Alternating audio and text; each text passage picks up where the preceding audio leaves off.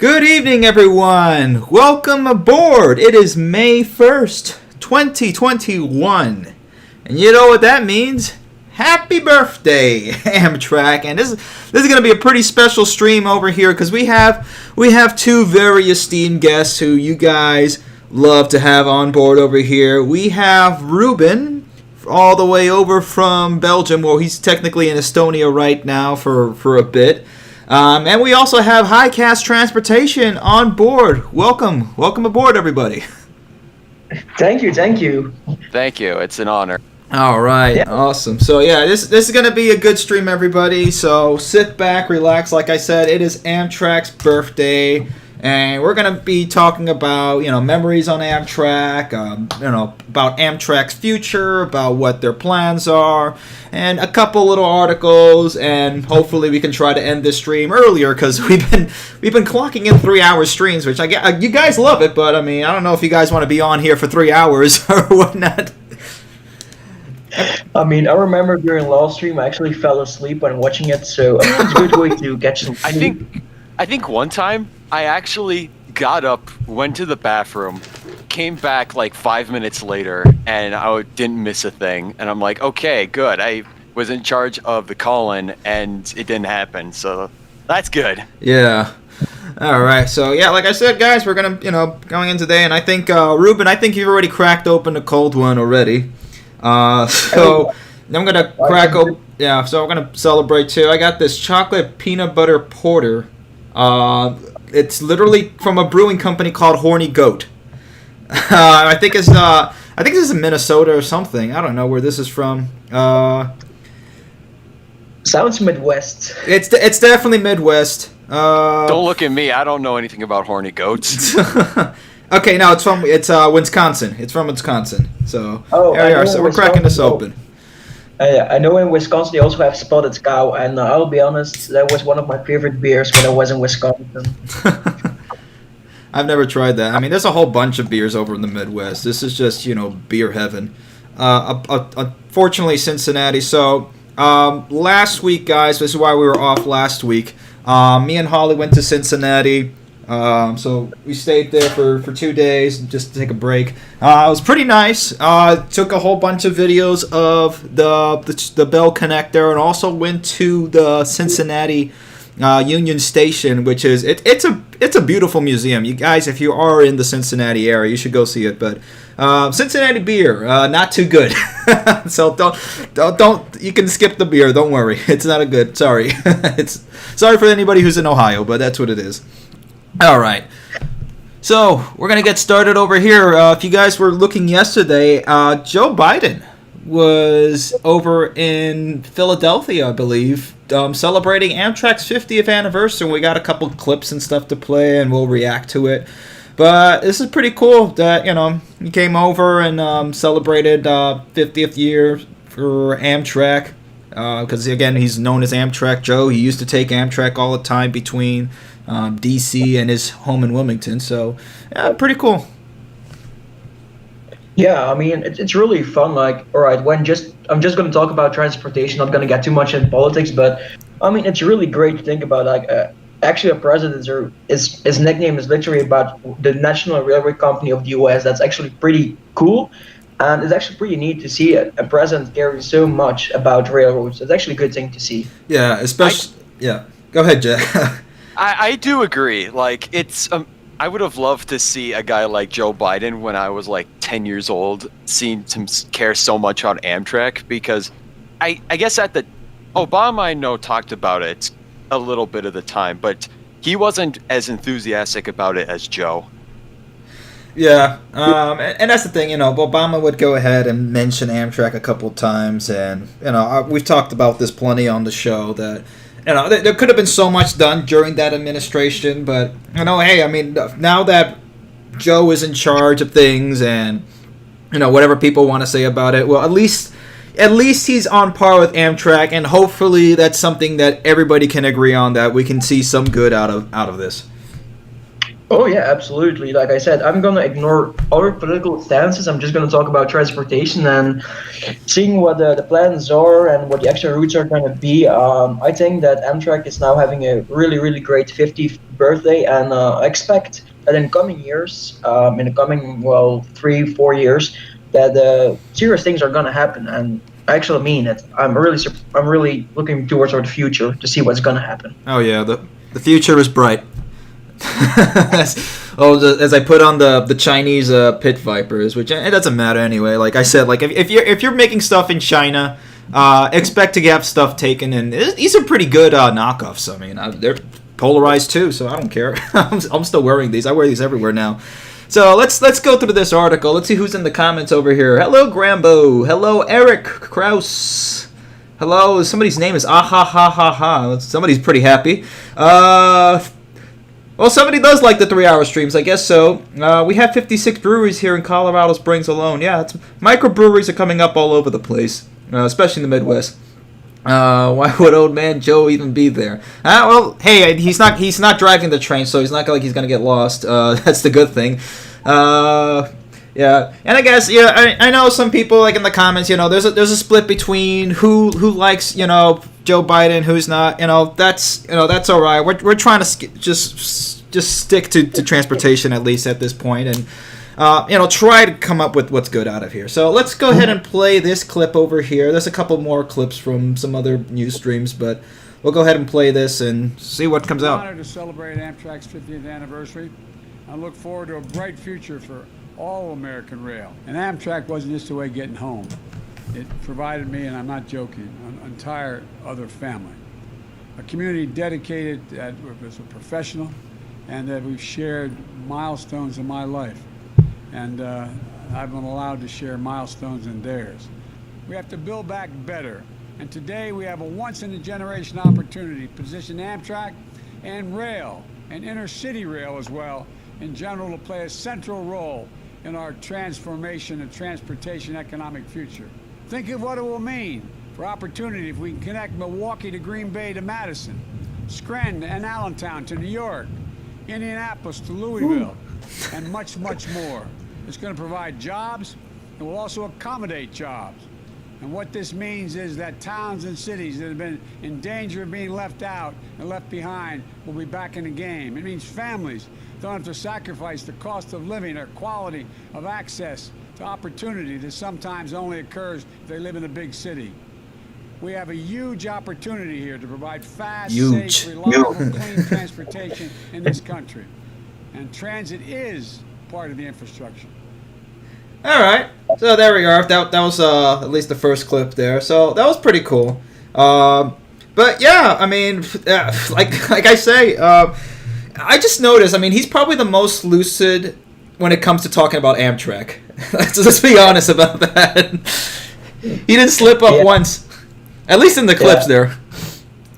Yeah, I mean, what I really love is about his Facebook page. The picture actually had was like with this Penn Central Metro liner, I think. Yeah. So that shows how long he's been using the northeast main line. So it's really interesting to see that he actually cares about Amtrak, and also like the video with the new Acela Liberty in the background. That's like it's nice to see.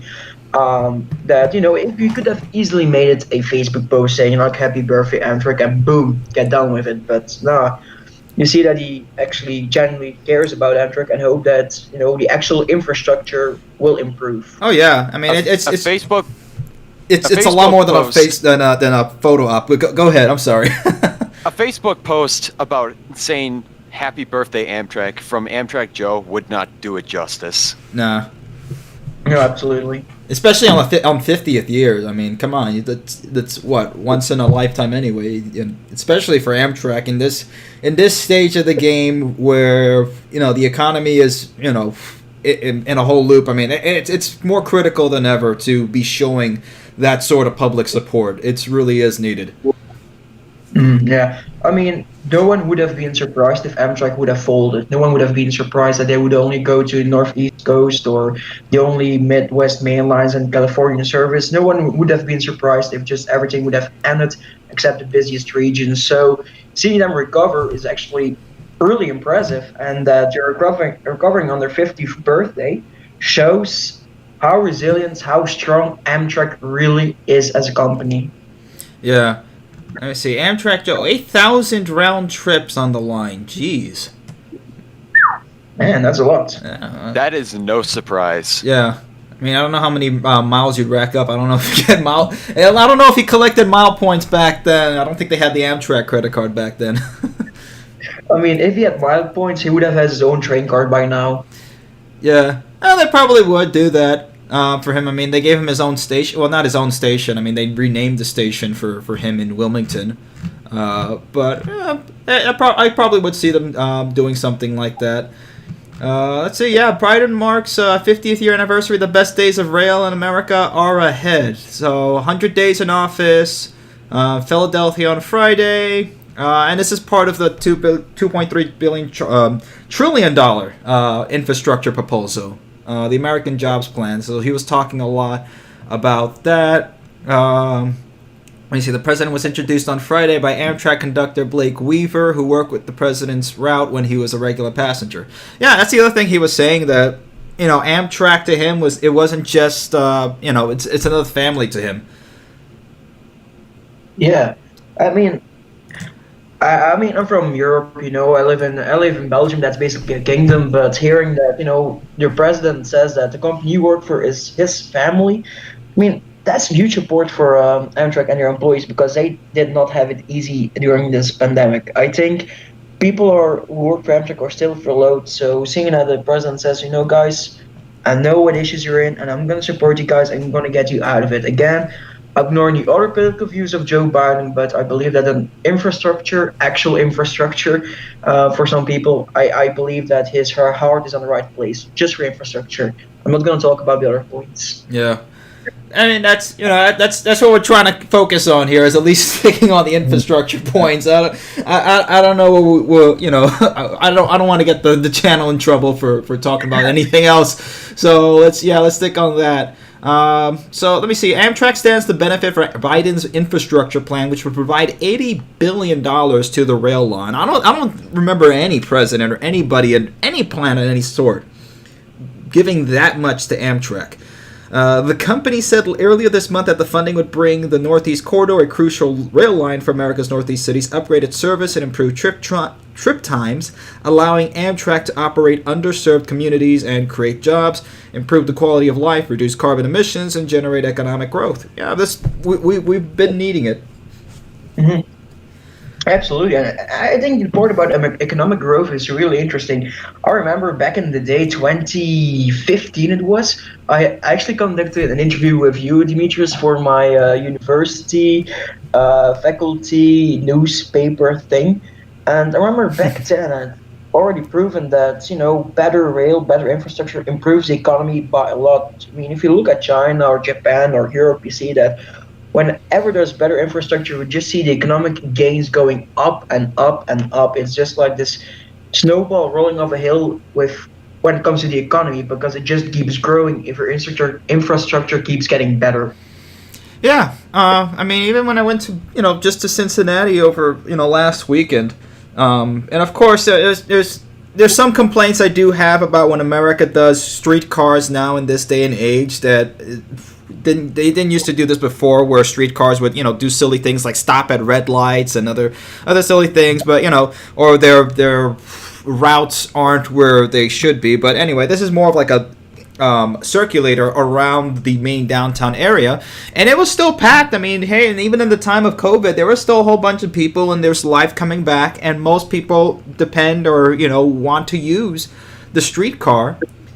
Because of that ability to be able to get around without the use of a car or, getting an Uber or anything like that. I mean, I don't know how many people say, we this is a heck of a lot better than Uber. We just come in into the city and then just take the streetcar around. We'll go ahead and go to this bar and, get something to drink and then, go on the train and then come down over to this, another bar and stuff like that. Or they, going to watch like the UFC fight or whatever, stuff like that. So, I mean, it enables people to get around. It's much more of the social aspect of it that's really important. Oh, absolutely. I love streetcars. I'm actually allowed to be a guard on a historical streetcar on the Belgian coast and the city of Ghent. But I mean, streetcars are and light rails are such a huge gain for towns and cities, and they also are complementary of trains. Imagine if you would take a train to Cincinnati, and then they would say, "All right, now you got to walk to your destination." You wouldn't take the train because you don't want to be uncomfortable. When I take the train or even a plane, when I leave my home, I want to take the train to the airport, then the airport, fly the plane to a different town, or take the train and then move around with a streetcar. And it's so much easier because you don't want to, wait for an Uber or cab, and cabs are really expensive. Yeah. Yeah, even though Cincinnati, I mean, you know how about the Cincinnati connector. I don't really like how the project was executed, but as in the way how it's done, but the idea itself, you see that it still appeals to people that if they have the possibilities to use a streetcar, light rail, or even very fast bus BRTs, they use it. Right. So that should be sensitive. Completely off topic, but does anyone find it weird how streetcar lines in the US cross over each other? Like the Cincinnati Bell connector does it. I know Oklahoma's city streetcar does it.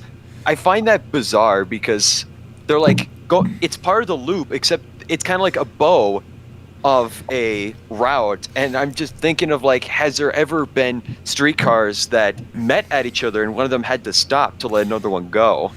Yeah, I saw that when I was in Tampa.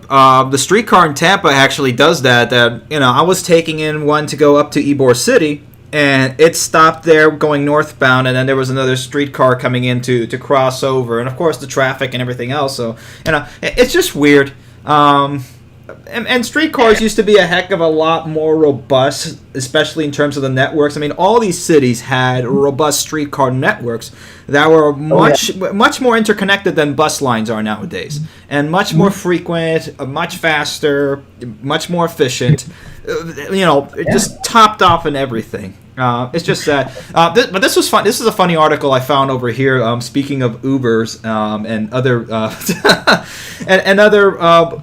Alternatives. Some rideshare trips now cost Chicagoans over $50 for 2.5 miles. Let me see. It had a picture over here with where it came up. I don't know why it's. Oh, okay, because one of my things is blocking it. Can I let this come back? Or maybe it's just a picture. Now, speaking of ride shares, you've there it is. noticed lately they're getting kind of expensive. Oh, yeah. The price to get around town has skyrocketed, sometimes even if you're just going a few blocks.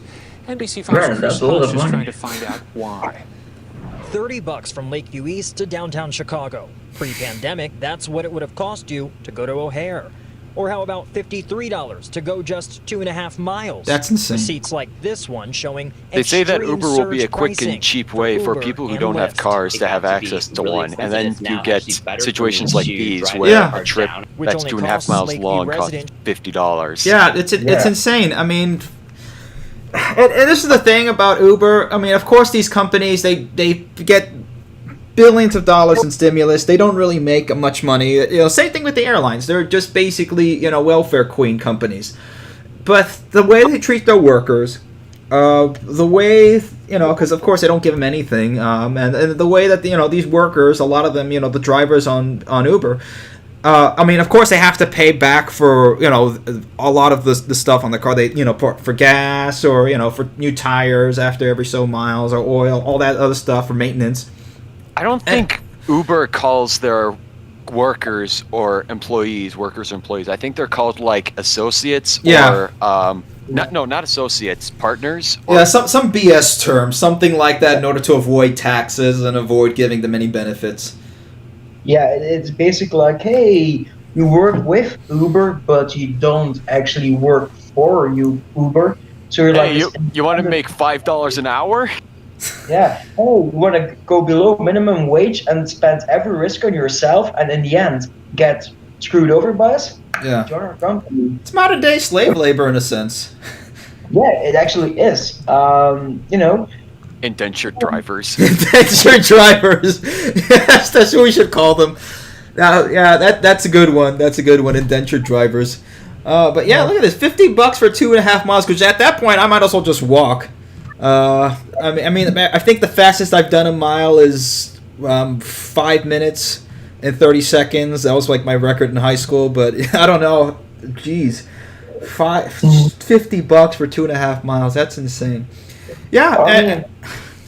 If I have $50, I need to do 2.5 miles. I'm basically gonna go to every bar on that 2.5 miles and get a beer every bar I can, and I'm sure I'll be cheaper off 2.5 miles. Also, I just want to say, trains. I don't know. You said you wanted a high. You're gonna get a high from me. So hi, trains. All right. Okay, so let's go back to the Biden thing here.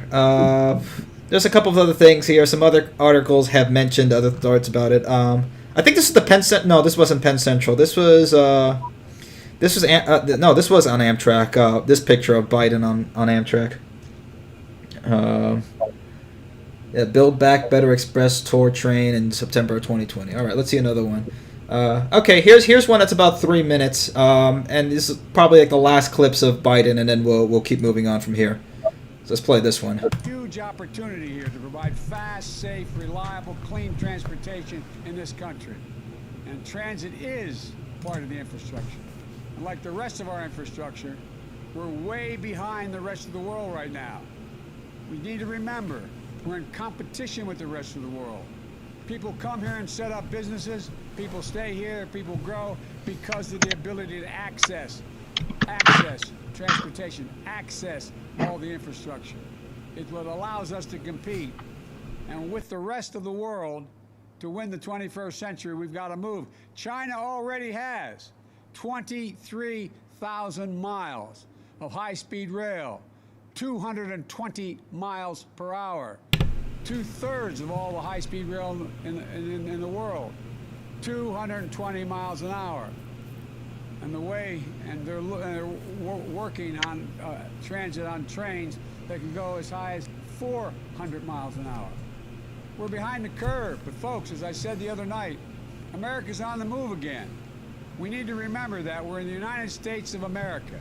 There's nothing beyond our capacity, nothing we can't do if we do it together. And we celebrate Amtrak's birthday. I was thinking about Amtrak's role, as I said on my birthday, when they allowed me to come home and blow out that candle. There's a lot of things that Amtrak does. And, you know, the fact of the matter is, if we were able to, which is now beyond the ability to pay for it, but if we're able to straighten out 3 curves from Washington to New York, you could make it from Washington to New York in 1 hour and 32 minutes. 1 hour and 32 minutes. Folks, there's so much we can do, and it has such an incredibly positive impact on the environment, incredibly positive impact on work, on opportunities. And again, all the things we have to do to put Amtrak in place and be one of the great contributors to our country is we have to invest. And so, you know, if you think about it, when I was vice president with Barack, he allowed me to put together a budget for Amtrak, and it had money for high-speed rail at 200 miles an hour from Charlotte, another line going. All right. Let's save him here. Okay. All right. he started to lose it. All right. So let's keep this all on track here. But I want to say something about China, because I've been saying this for at least 5 years over here. It's not just a matter of just building trains for our economy. It's a matter of national security as well, that we have this sort of industry here in the United States and are able to provide for ourselves, because our biggest not ally at all, our biggest I guess you can say enemy, or I guess you can say opponent. Adversary. Yeah, adversary. There we go. Adversary on the world stage is China. That's really the biggest thing, and they've been gunning for us for over 20 years now, and they've been able to push ahead in the infrastructure space. Now, I mean, of course, I mean, you can see webms of, Chinese buildings falling apart and all that sort of stuff, on image boards. But, it's still, I mean, they have trains that dot across the country over 200 miles an hour, 220 miles an hour, and they're working on their own maglev technology. It's incredible. Yeah, I mean, you know what? Actually, generally, I'm hoping for. We had in the 1960s, we had the space race. How about we're going to have an infrastructure race right now? That would be great to see. Yeah, that makes sense. If we're going to have an infrastructure race, looks like China's got quite the head start. Yeah, this like saying already that Russia already is on Mars, and we haven't even gotten a monkey out of orbit yet. That's where we are. We're still trying to get past that stage, and China's already set up on Mars. That's, I mean, it makes sense to have this sort of infrastructure race. I mean, could we catch up? Yeah. At this stage of the game, it's just really hard to really catch up. Let's see some of the comments over here, because some people here. What curves is he talking about? Yeah, does anybody know what curves in the Northeast Corridor he's talking about? That if they can straighten that out, that it can increase the speeds and decrease the amount of time between DC and New York? I know there's several along the Northeast Corridor. What's that one in Philadelphia that train 188 derailed around? Oh, isn't that New York? I also know, like, near Hell's Gate, there is also, like, this bottleneck. I don't know what it is, but it's near there. Yeah, I mean, not just the curves, but some of the tunnels, too. I mean, the Baltimore tunnel is just... I mean, that thing's been falling apart every single time. You can just look out the window and literally see crumbs and dust and, whatever sediment just coming down. I'm much more concerned about the Hudson River tunnels than the Baltimore tunnels. Those are the... Repairs to those tunnels are probably going to be the most important rail infrastructure projects currently right now. Almost a decade later, and still all the damage from Hurricane Sandy is still in there. Yeah, I mean, the thing is with the Northeast Corridor, what should be the main aspect is that from Boston until Washington D.C., every aspect is fourth-tracked. That you have no bottlenecks anywhere. That would be the main focus of the Northeast Corridor, because it's a line. And I watched videos and looked at some schematics, and I see there are a lot of bottlenecks. The Hudson tunnels, these tunnels are leaking water, are very damaged, and there are only 2 tracks. Now, if that would be at least 4 tracks, I think everyone in Penn Station would be thankful for that. Yeah. That definitely needs to be priority number 1, is getting the Gateway project set up. Let me see. Someone here in the comments, Star Force 97, listen to this. Trump even addressed the problem with our trains. Trains in America should not be a partisan issue. That's true. I mean, even Trump said the same thing. The whole chug thing he said back in the 2015 campaign when he was still the Chad campaign Trump instead of the Virgin President Trump. When he was still talking about that, I mean, that made sense. And then he was talking about, $1 trillion infrastructure plan and getting us, with when he had Shinzo Abe, who was the Prime Minister of Japan at the time. And even Abe, mentioned about bringing over maglev to the United States, and he was the first prime minister or anybody on the world stage you met with. So, I mean, everybody knows that there's a big market for rail here in the United States. It's just, when are we going to get it done? Yeah. I mean, at this point in the station US, you would be better off starting your own rail company and say, I'm going to improve things. Basically what Brightline did. Yeah. Well, the problem with saying that is that quite a bit of the U.S. rail network is controlled by Class 1 railroads who are not that keen on passenger rail improvements, especially with companies like Canadian National and Union Pacific. Look at what Amtrak had to do between Chicago and St. Louis. They had to basically fund all the upgrades to get their trains up to 110 miles an hour, and Union Pacific refused to do any of it. That's the challenge we face with passenger rail. And don't forget the Norfolk Southern and CSX show between Alabama and New Orleans, because they're constantly fighting with Amtrak, oh, you want an extra train? Oh, no, looks like we're going to do some more studies. So that's also the most important issue. But believe it or not, but actually I can understand why Class 1 railroads are so sensitive about things. Because, it's giving up a bit of your network. I mean, giving up between brackets. I mean, it's giving a little bit away of freedom of letting any train roll whenever you want. But I believe the key is actually in working together with the Class 1 railroads. Of course, the Class 1 railroads have to come off their high horse, but you also got to understand the grievances and the issues and the concerns of the Class 1 railroads. Yeah, there's a lot of blame to go around. I mean, Amtrak hasn't pushed so far on the class because look, it is the law that you're supposed to give passenger rail the priority on these tracks, no matter if you own it or whatnot. That's just the law, whether it's fair or not. That's already been settled. But I mean, at least, the good thing, at least with Brightline, is that it gives the example that it is possible for a freight railroad. I mean, the FEC is, I think, Class 2. But Class 2. Yeah, it's Class 2. Okay, so, yeah, they're a Class 2 railroad, and they're able to go ahead and run this, even though the company is technically separate because it's Florida East Coast Industries, and then Florida East Coast Railroad is technically a different company. They're now owned by a Mexican company. But they're both owned by Fortress Investment. Right, yeah. It's both Fortress Investment. So that's the thing. It's really going to be more of investment companies. And I know BNSF, they're owned by Berkshire Hathaway, mostly by Warren Buffett. Yeah, Warren Buffett. And Warren Buffett is also, at least flirted with the idea of having more passenger rail on the BNSF. So I don't know. Yeah. BNSF is actually, sure, they're not great, but they're actually a surprisingly friendly company to passenger rail, unlike the other Class 1 railroads. And I think it has to do something with their ownership structure. Yeah. Yeah.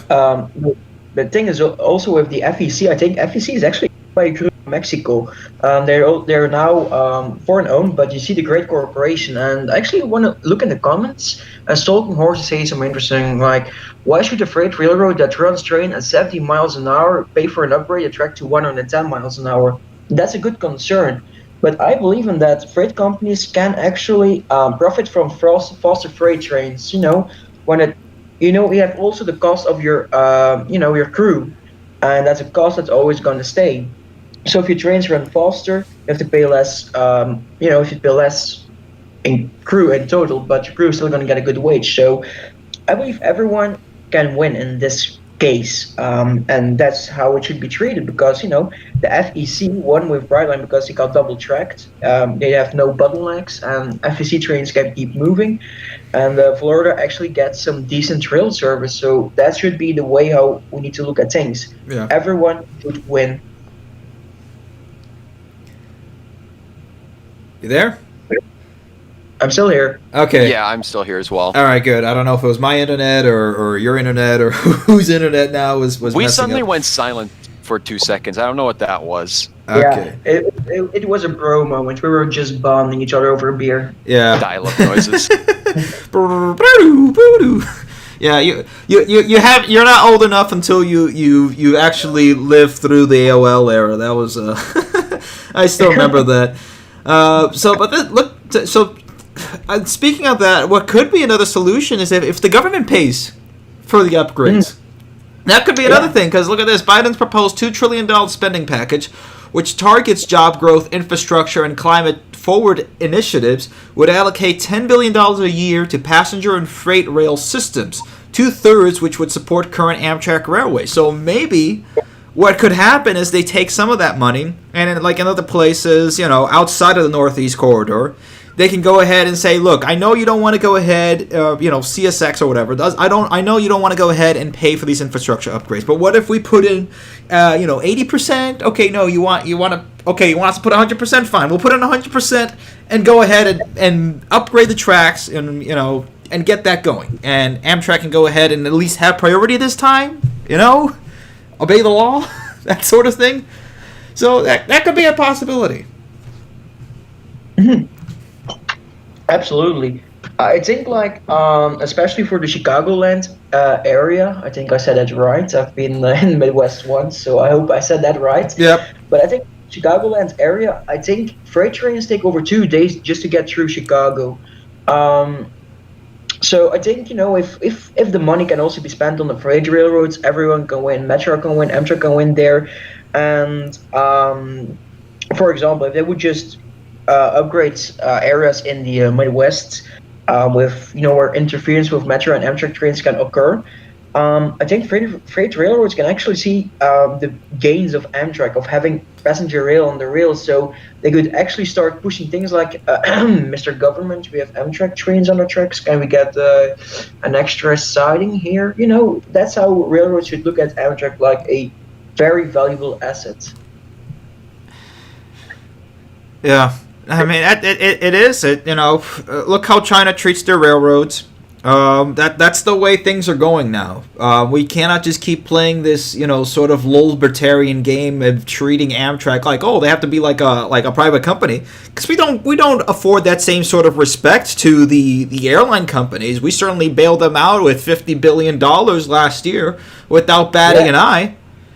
Yeah, we did. Oh, sorry, what were you saying? I know a big problem with trying to make Amtrak behave like a private company is that quite a bit of the routes that they're meant to serve aren't profitable, mainly because there's little to no market out there. Like when the California Zephyr runs to Green River, Utah, like who's going to want to invest in a small town that most of the people on the stream have never heard of and think, oh, we're going to have like 3 different companies running trains to Green River, Utah, when only like less than 1,000 people a year use the station. Yeah. That never made sense to me. Like the Randall tools that try to argue for that are trying to figure out ways for Amtrak to profit off of these incredibly unprofitable places. Yeah, it's very, you could actually make Amtrak profitable. It's very easy to do. What you do is you transform your long train into train cruises, like your Rocky Mountaineer, and boom, you got a train cruise, you got your profit coming, and you have one train each week. And the issue is that everyone in between these areas is just like, oh, you want to go, let's say 100 miles? Yeah, sure, buy a ticket, $1,000. So what you're saying is that we should convert Amtrak into a cruise line on rails for people that rely on it. No. What I'm saying is you could make Amtrak profitable, but you just would eliminate the goal of Amtrak. Amtrak is connecting America. It's literally what they're all about. So. My bad. I misunderstood. No, I was being ironic for a second there, and I should have made clear I was being ironic. But the thing is, Amtrak is profitable in Northeast Corridor. They're moving millions of people each year over there. They're profitable over there. The long distance routes, those are, we have the train from Chicago to Seattle, the Empire Builder, but in between they're also connecting communities, and they will never ever be profitable on those long distance routes. The money comes from the Northeast Corridor, and I believe the focus should be on the long distance routes to actually keep connecting communities, just like you said. And that Amtrak should be regarded as a very essential service and should get sufficient money for that. Yeah. And that's where you get articles like this, how Amtrak railroads New York, an unhappy 50th birthday to the Great American Railroad. So yeah, this article basically goes in how Amtrak is just losing money and how it doesn't actually work as a service and whatnot. And in places like New York, you have multiple different services, of course. You have the Long Island, you have the MTA, the New Jersey Transit, and Metro North, all everything connecting the tri-state area, New Jersey, New York, and Connecticut. But again, the thing is that people want to see results. That's what it is. So look at this. The promise a half-century ago was that the new U.S. government-sponsored company would break even after a few years of deficits. After 50 years of red ink, we accept that, like every other public transit system, Amtrak operates at a loss and appreciate Chairman Tony Koscia's efforts to run it more efficiently. Where we take the actual major issue with the railroad that could soon see multi-billion-dollar infusion with cash from Washington, is how Amtrak has been such a royal pain in the neck here in the most important city. From that first train on the first day, a run from Penn Station to Philly, New York has been Amtrak's linchpin, the center of the Boston to D.C. Northeast Corridor, the only part of the national network that is both essential and doesn't bleed money. So, yeah, I mean, it's true. The Northeast Corridor is basically the only area, the top area that Amtrak makes money. Amtrak was going to... I was going to say, there are a couple other lines that actually make a profit or break even. Yeah, the Auto Train, the Hiawatha, the Surfliner, there's several others that do Does the Cascades make a profit, or are they just breaking even? I think they're actually making a small profit. Yeah. I mean, you would be surprised how easy it is, on these routes to actually make profit. But the thing is, with profit making, imagine if the Northeast Corridor was treated as a long distance route, it wouldn't make any profit at all. It would be like just a money hole what we would throw money into. The Northeast Corridor was not profitable in Penn Central and Pennsylvania, New York Central days because it didn't have enough sufficient service. And the thing is also about Amtrak not being profitable. Remember, if a certain event in 2020 didn't happen, Amtrak would have their first profitable year in history. Yeah, that's what people don't understand is, Amtrak was going to break even. They were actually going to, after, close to 50 years, actually make a profit until, the COOF went ahead and messed it all up. So, I mean, it's going to take a while for any type of business to get it. Well, not true, because, of course, the billionaires are making even more money than ever before. So, I mean, they're getting richer and everybody else is getting poorer. But in terms of Amtrak, and in terms of our transit businesses, I mean, they've been hurting terribly from this. I mean, 70% ridership down in some areas. It's pretty bad. Yeah. I mean, the thing is, we're also talking about Amtrak should be profitable. I mean, we can also look at other infrastructure. We can say the highway should be profitable, and I don't think any American would like the fact that every highway would be turned into the New Jersey Turnpike, and we have to pay toll every few miles. So I believe there's a certain the railroads. Amtrak is not being treated truly fair to other modes of transportation. That's what I feel. Yeah, I agree. Amtrak takes a backseat in terms of political discussion and support among the populace, not among people who like Amtrak like ourselves, but more just in general to highways and airlines and actually even pipelines, which are pretty controversial projects. Yeah. I mean, pipelines, they're the thing on their own. But the thing is with airlines, imagine this. Imagine if Amtrak, with all the money they would get, would start buying back stock just to improve their position on the stock exchange. No one would take it. In Congress, there would be a investigation towards how the ethical treatment, how Amtrak would have treated themselves. But that's exactly what United Airlines did. They just kept buying back stock just to improve the equity of their stocks. Right. So, I mean, it's already this double feeling is with the railroads, and I think people are now going to say, "Oh my God, Ruben is a communist." I'm just going to clear for you, chat. I'm not a communist.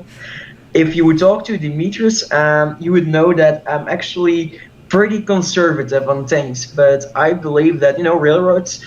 There are a few ways to look at railroads. You can say railroads are this left-wing hellhole of money destruction, but they can also be the pride of a nation. And I believe that railroads, Amtrak, it exists now for 50 years. We should now say Amtrak is the pride of our nation. We should improve Amtrak as much as we can. Because, it's actually one dream of me to take an Amtrak train from Chicago either to Los Angeles or to San Francisco or to Seattle. So, chat, if you have an idea, tell me. But I believe Amtrak actually now has a chance to survive and actually do way, way, way better. Yeah. And that's the thing, it's for anyone with a nationalist sentiment, it is important that we have our train systems working together. Not even just apart from the social aspect, but from the economic aspect, in order to keep the country moving about. In order to keep, and that's the thing with airlines. All those stock buybacks that United did, that was billions of dollars of profit that they took. It did not go to the workers. It did not go to upgrading the airlines. It did not go to giving more amenities and upgrading any of the services or making it better services. So that this whole idea that businesses can go ahead and make money and then take all that money and improve their services, well, they just went against that whole idea of it. So they're just taking the money and putting it more into their stock because they know their price is going to go up. So they're just taking the money and just keep compounding it, and just collect more from it. And that's wrong. That's wrong on all ends. Nobody, does well out of that except for the shareholders. That profits nobody. Yeah, and I'm pretty sure that buying back stock. We all know that CEO of a company has stock in a company. I mean, if you're a good CEO, we have stock in a company, and if you do, if you organize stock buybacks, you're just improving yourself. It's like a strategy I did in Railroad Tycoon, and was one of the most dirty strategies. It just doesn't feel right. If you get money from the government, you should be improving service, not trying to improve your own wallets. Yeah, let me see the other thing over here.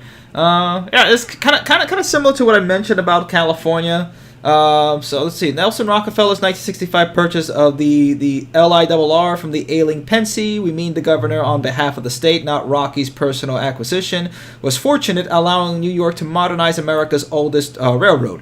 It's a shame that Rocky didn't take this chance to buy the already demolished, when they mean Rocky, they mean Nelson Rockefeller, who was the governor at the time, already demolished Penn Station as well, and maybe the tunnels and yards too. Instead, whenever New York wants to upgrade the LIRR or Metro North, from fixing Penn to building East Side Access to bring the LIRR into Grand Central, to its Penn Access project to send Metro North trains to Penn, there's always a perennial broke Amtrak laying across the tracks. So it's, again, where this kind of goes into California's project. Like how I said that they should have built from LA to San Diego. Well, now you have those communities, and you have the transit boards in those communities are ticked off, and they want to take funds away from California's high-speed rail project in order to go ahead and invest in projects there in that area. So it's finding that balance between Amtrak and also investing in the local area as well, in order to make sure the local area is boosted up enough, and then also connect that area to other cities around the United States through intercity passenger rail. Yeah, I mean, the thing is about the California high-speed rail project, I believe that they indeed should have done LA, San Diego, or, out of San Francisco, just where most people have just got an initial system running and make money. That's how the SNCF did it, that's how the Deutsche Bahn did it, that's how the UK did it, that's how the NMBS SSB did it, that's how basically every country in the world did it, and it's only in California they're building a high-speed rail network out of literally, the most less populated area of California. But the thing is, with the California high-speed rail service, if you now take away all the money, you're gonna have nothing except a viaduct that has cost you billions. Yeah. So California has now reached a state that, the least painful thing to do is to finish the initial stage. In Belgium, we had our own failed projects. We took away money from it, and we still have in Charleroi, which is basically like the Detroit/Pittsburgh of Belgium, we have this unfinished metro system only running half partially. So if you want to take away money from California, you're going to lose it all. So I would say don't take away money from California, just give more money to transit. You're going to win either way. Yeah, we've all said that the money is fake anyway. You might as well just go ahead and just, spend as much money. Because look, here's the thing. China is, and I've said this before on every other live stream, China's not going to pay off its debt. China owns its debt to itself. All they're going to do is just go ahead and say, oh, we don't own it anymore. Then it disappears just like that. Don't we own quite a bit of our debt to ourselves as well? Yeah, not to the same proportion, though. And not only that, we don't count ourselves the same way that China would, because of course China is going to take care of its own first. Here in the United States, unfortunately, given how our senators and congressmen act, they'll just piece themselves apart and just run along with it. just to keep the corpse going along. But we need to have some sort of way in order to not just incur debt, but it's a way to try to find a way to get people working on there. Because if people are actually working on some sort of store of value, or some sort of asset like having rails on there, at least if whatever God forbid some sort of some sort of thing happens that the country falls apart, at least we still have the rails there in some areas where they don't get bombed out or whatever. It's at least having the assets, at least having something physical there, not just numbers on a debt board. Yeah, that's the most important part. Money is one thing.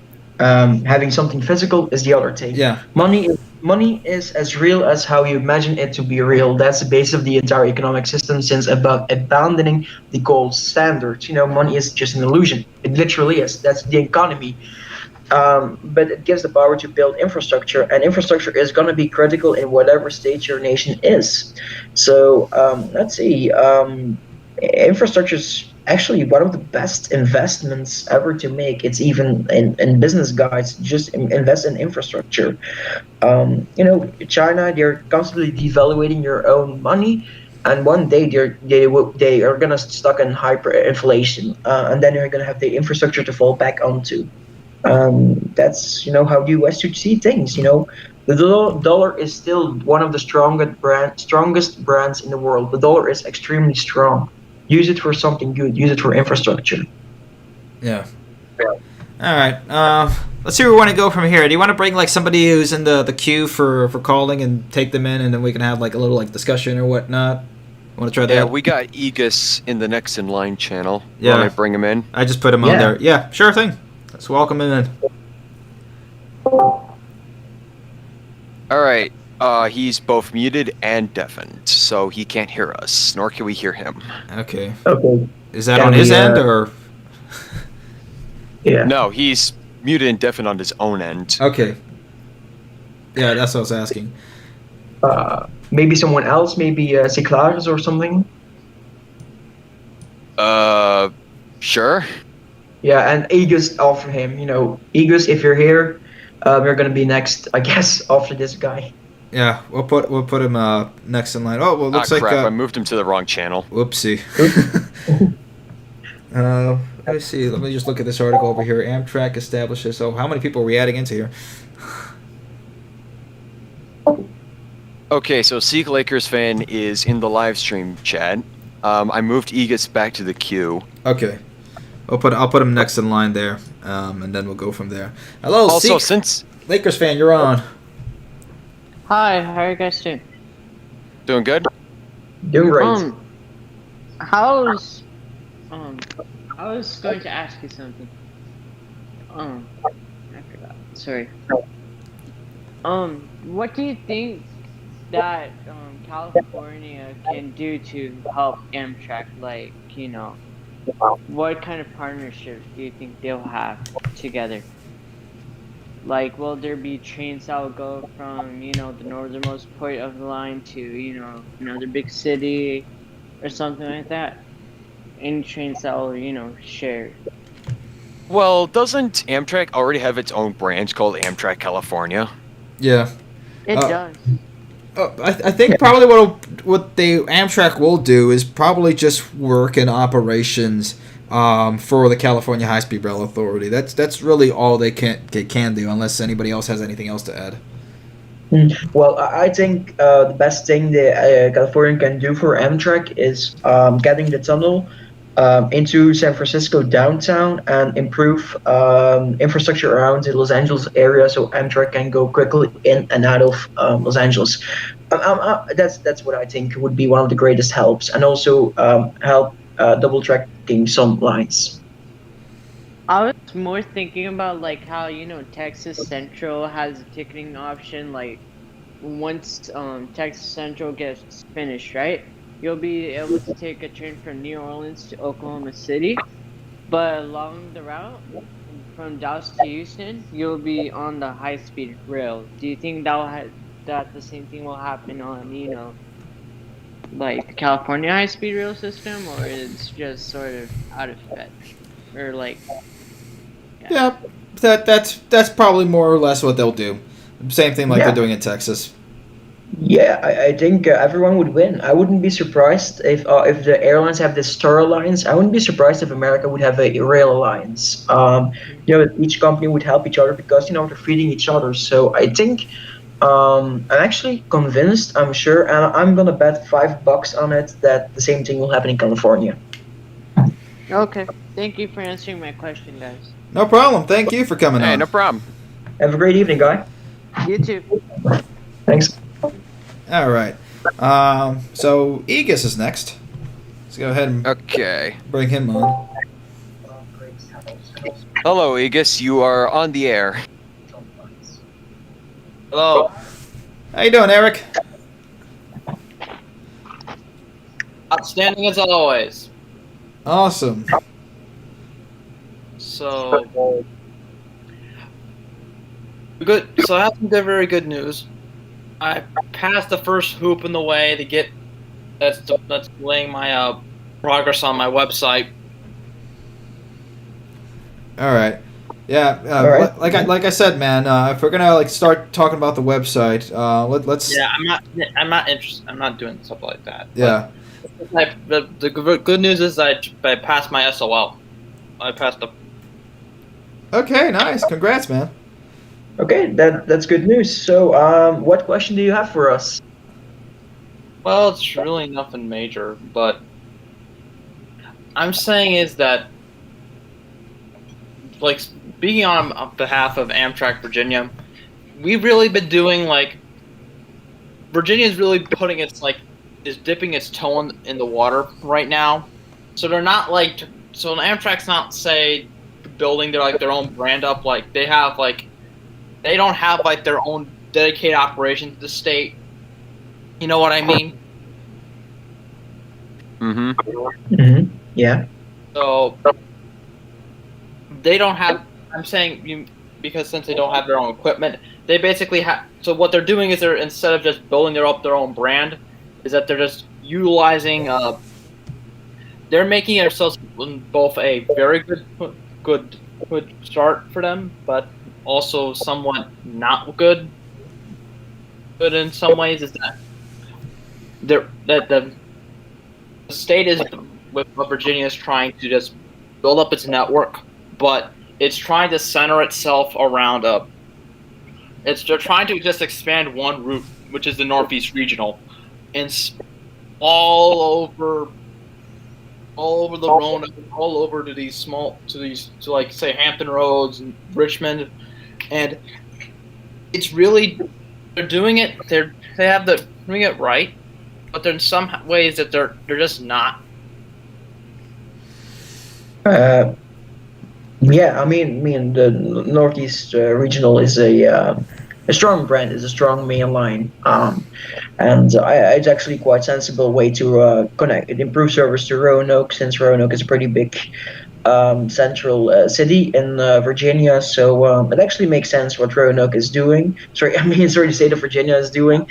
So yeah, I when it comes to Virginia, I think they're doing what's right, and I'm looking very forward to what they're gonna do. I actually do agree a lot with Brisket. I think that I'm amazed with the Roanoke extension of just how amazingly popular that extension is in only just a few years' time. And I also think that while, yes, there is no dedicated route or like organization like Amtrak California, or there's no Amtrak Virginia, I do think that connecting to the Northeast Regional is actually a pretty smart idea, because trains that depart from Roanoke actually can make their way to New York City with 0 transfers. And I know that with less transfers means more connectivity. Yeah. Yes. The issue is that what we don't have is that it's all just centered around, like, it's more like there's only one transfer, but it's more like a hub and spoke type system. It's not like true hub and spoke, but it's like semi hub and spoke, semi just direct routes. Like, it all just tunnels into Washington. There is no core connection between, let's say, Roanoke to Roanoke to Newport News, Norfolk to, or better yet, just a core route, just a direct core network. Like, the thing is that in my opinion, they should be focusing on is about introducing service between Richmond, between Roanoke and Charlottesville to Richmond and Norfolk, to connect all parts of Virginia. The thing that they're doing is that if you go on to check that all the Amtrak routes on right there. Yeah. I'm sorry to interrupt, but yeah, that's just going to be the reality of it. It's mostly they're going to be centered around the Northeast Corridor because, of course, that's where A, Amtrak gets most of its business, and B, where most of the politicians and most of the money is going to be. So, I mean, unless the state of Virginia can go ahead and come up with a plan, similar to what Brightline has done for the state of Florida, if Virginia can do something similar, not just saying getting a private company and going ahead and running Virginia's own rail company. Yeah, but if they can be able to do something similar to that, to be able to make it more robust, I think that would work. But, I mean, yeah, that's really where it goes to. I also think that Virginia especially would benefit from electrification of its passenger lines. That way they don't have to switch from the Genesis to the electric locos at DC. You're getting the point, right? Yeah. So this is what I've actually been supporting for a while.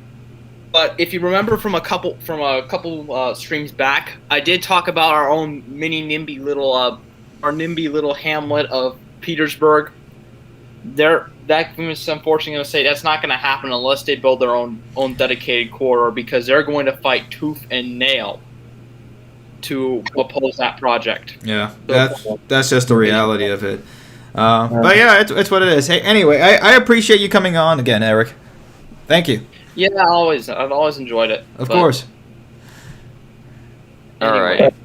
Have a good day. Just don't be off in a queue. Yep. All right. All right. Okay, next in line is. Let's take a break for now. We'll just go over this article real quick, and then we'll just maybe talk a bit about our Amtrak things. So we're an hour into the stream. You guys want to go on for another hour or so, or enjoying it? Yeah, sure. Let's do one more hour. All right, one more hour, and then we'll end it there. You need to very important notice. Since I'm okay with doing another hour, I need to do something very important. I'm gonna grab another beer. Is everyone okay with that? Go ahead, man. I mean, I have I'm still going over this one, and I got another one here. Don't black out on stream, Ruben. Yeah. Wait, boom. Okay, I'll be back in 5 minutes. All right, man. Ciao. Alrighty. So let's go here. So this is another article that came out this week. Amtrak establishes priorities and wish list reports to Congress. So basically, what they're focusing on, what they're going to build on. What is it that Amtrak is going to put and prioritize most of the money from this infrastructure bill in order to get, stuff built out for it? So let's go onto this. Two most consequential documents of the year, which shows where management intends to take the company and where it will take, what would it like from Congress to achieve those goals. So they're asking for Congress to double its pre-2020 annual grant to $3.88 billion, which is basically nothing in the whole offset of all the money that has come into because of the pandemic, right? They're seeking another $1.55 billion, an additional investment necessary to improve Northeast Corridor infrastructure and begin advancing new corridor routes across the country. All right, that makes sense.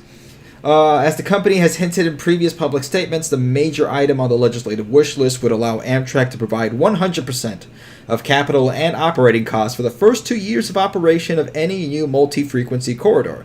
This would cushion the initial financial impact for states, which would then cover the escalating portion of these costs. And that's something a lot of states have complained about.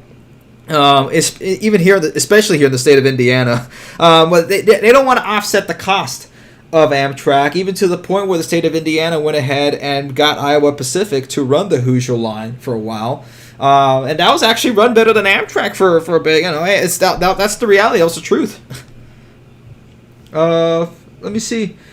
So let's see over here. They're asking Congress for the right to host railroads that fail to provide dispatching preference for passenger trains, which is that would really hurt them. I mean that would really be something that would actually give Amtrak power over the freight railroads, especially in this whole entire thing, because all it was just basically giving them a traffic ticket, in a sense, saying hey can't do that CSX, bad boy, can't do that. But with this now Amtrak could actually sue, freight railroads like Norfolk or CSX that constantly go ahead and abuse Amtrak and lead them off to the side and run their own freight trains instead. So that would actually work. Also, you see the equipment, which they're doing statements. I was going to put a video out on this, but everything that was going on in Cincinnati, I just basically had no time. I said, you know what, let me just focus on getting good footage for that, and we'll talk about that later. What do you guys think about this? We cannot see. Oh, you I'm can't. just back. Yeah, I actually don't watch the stream when I'm in this channel because I do not want to hear your voice 10 seconds later after you actually said it, and it messes with me. No worries. Let me see if I can send the article archive over here. I'll send it to you, Jack, and then I'll probably also send it to. Let me see. There we are. That's one way to do it. Yeah. There you go.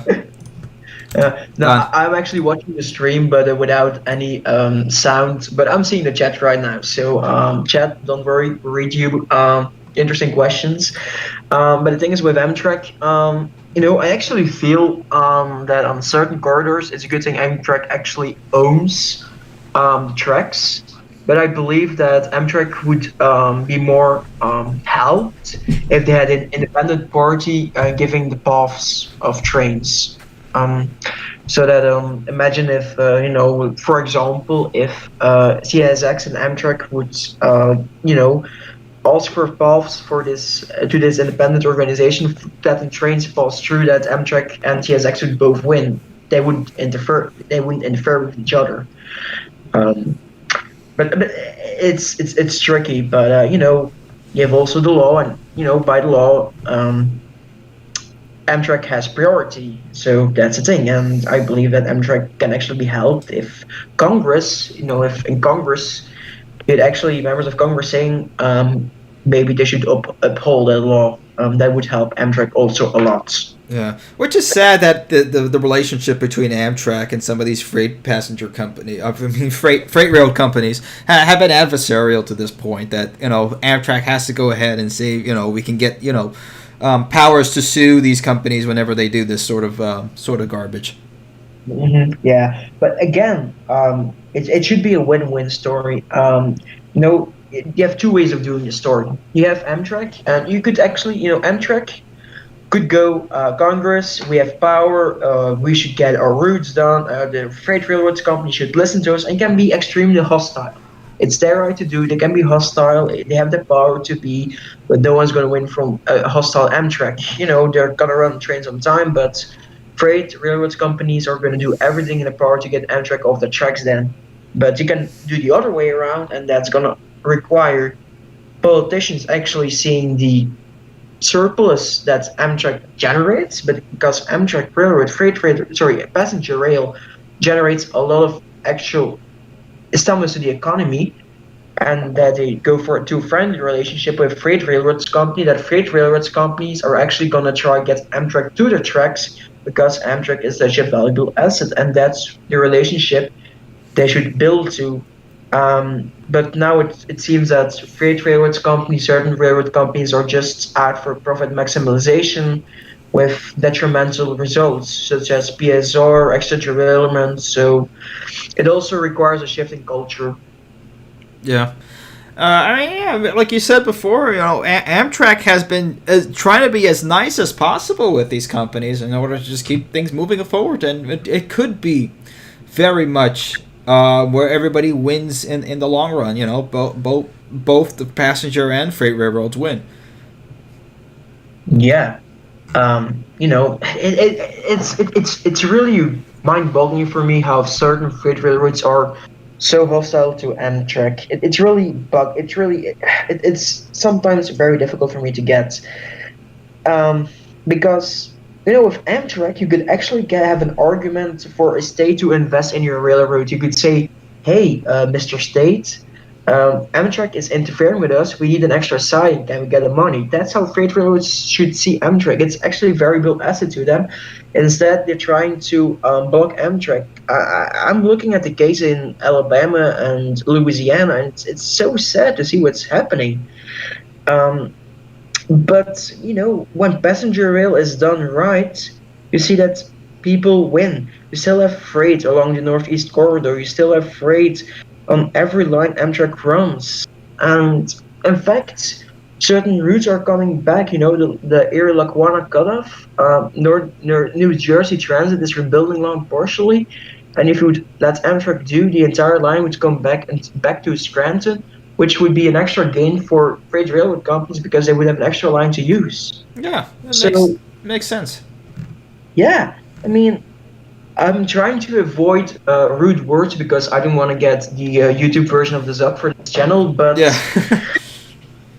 Freight Railroads Company, if I hope that someone from Freight Railroads Companies is listening to this right now, but please treat Amtrak more nicely because in this story, Amtrak is a nice guy. Not the Reddit nice guy, but the genuine nice guy. Yeah. Look, we see this in different examples. I mean, look at how the FEC and Brightline have been able to do this. So I mean, if anything, it should just serve it as an example, as used to be before. And I think it's more due to the fact that the freight railroads have been for so long running as just freight railroads, and they haven't been running passenger in so long that whole generation before they used to run passenger railroads have basically either all died off or aren't even working anymore. So nobody really remembers how it used to be before. So they're just all focused on getting product from point A to point B, moving as much tonnage as possible, and then you'll have strategies like precision scheduled railroading, which again, it's all to be for the purpose of making money and for efficiency. However, you're really hurting the operators and the conductors and all the crew members that are working. It's a delicate balance that needs to be made. And we know where this balance has worked in our own history. So it's really just adapting it to modern age. Mm-hmm. Exactly. The thing is, looking at America, at the US, you have guys have a very remarkable freight system. In Belgium, this is a case I know. We're improving our sidings to allow trains to have freight trains with a length of 750 meters. I think that is half a mile. We're trying to improve our track conditions to have half a mile freight trains. Why should guys have beasts of freight trains so we can actually learn something from you guys? It's a very delicate trick of balancing, because PSR, business-wise, on paper, it makes sense. But the thing is, just as certain political ideologies, it only makes sense on paper. Yeah. And that's what PSR is doing. It makes sense on paper, but in reality, we're seeing underpowered trains actually causing more harm than good. So, and when you go too much in PSR, you see that they actually start to lose. And then if you look at Class 1 railroads, they're actually starting to get too big for their own goods. They're losing touch with reality. And then you have Class 2 railroads, such as FEC, that knows what's good, how to improve business, how to improve relationships. And they have actually Brightline, in partnership with Brightline, and you see that FEC is winning. They have better tracks, they have more possibilities to win. So you see that I actually believe that the future of passenger rail is stored in the mentality of Class 2 railroads because they can see the gains, and the future of freight is actually in Class 3 railroads. That's going to sound weird, but Class 3 railroads are the most dependent on the economy. So that's where I look for American infrastructure, because Class 1 railroads, they're way too big for their own goods. Yeah. I have something to say about that. The only Class 2 railroad here in Minnesota is a single line that runs from Tracy, Minnesota, which is a small town in southwest Minnesota, all the way to Rapid City and then down to Carlson, Nebraska, which is in the corner of the state. And the only places that are worth running to, if you can even say that, are Pierre and Rapid City, South Dakota. The rest of it, like the only way that the Rapid City and Pierre Railway, which is actually a subsidiary of Canadian Pacific, can access the rest of the state is through Canadian Pacific and an interchange with BNSF. So that makes me wonder, like, these aren't lines going between major cities. These are just often obscure routes in places that wouldn't make any sense to begin with to have any kind of passenger rail service. So when you say that Class 2 railroads are the future, I think of the Rapid City and Pierre Railway and think, is it though? I'm talking about the mentality over there, because always looking to improve their possibilities. We have Montana Rail Link, and they're trying to get Amtrak to their tracks, which is weird, but they're trying to get Amtrak to their tracks to get an extra way of, getting more money into their systems. Whilst Class 1 railroads are getting so big, they're starting to lose the picture. And when it comes to freight, Class 3 railroads actually are very tied to the economy. So they try to always keep improving the local economy, because if a Class 3 railroad loses a important factory along your line, they're going to go out of business. Yeah, I get what you're saying there, because all really these small railroads they're kind of in the startup phase, or have been in that sort of phase of railroading. So I mean, it's just a small company, so basically the mom and pop shops of the freight railroads.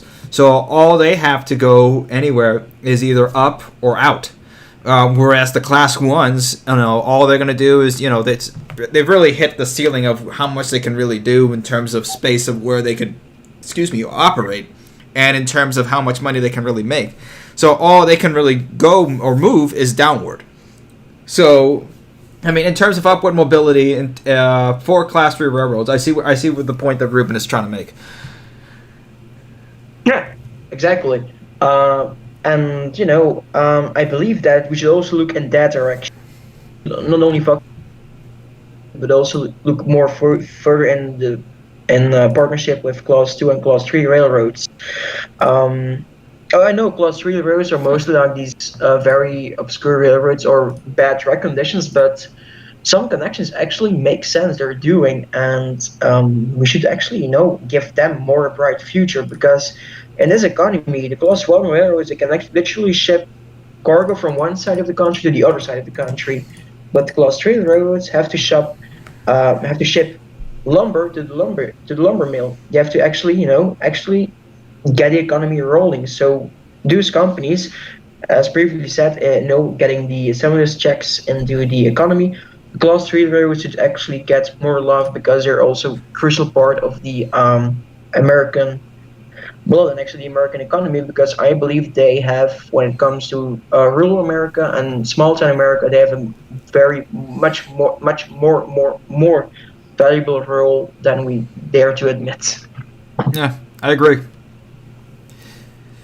All right. So I've been keeping track of the time. It is currently 9:18 p.m. Eastern Daylight Time, and what I'm thinking is we should have 15 minutes for a call-in session and another 15 or 20 minutes for our stories with Amtrak. I don't know which one's going to go first, but I'm just trying to think of a way to stay on schedule. All right, so let me bring you guys to what I have here. So this is like the last this is the last Amtrak article I have, and then I'm probably gonna dump this article, why this year trains will be the way to travel. So I'll probably dump that. But the other things I was gonna talk about was more about our generation, and in terms of the economy, what we really need to look at and why we really need to focus on getting back on track in transit.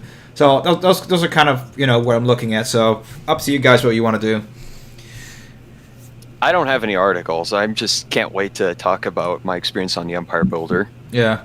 All right. So maybe let's talk about that. So let's do this. Anybody who has any experiences on Amtrak and wants to share them with us, let's go ahead and bring them on. Yeah. Let's start with you, Jack. Let's go ahead and there. Oh, okay. Well, one thing I want to say first is, since there's only like 3 of us that can talk, besides those in calls, which only get like 5 minutes, I think what a lot of people should do is once their live stream's over, they should go to the comments section and write their own stories and experiences on Amtrak. Yeah.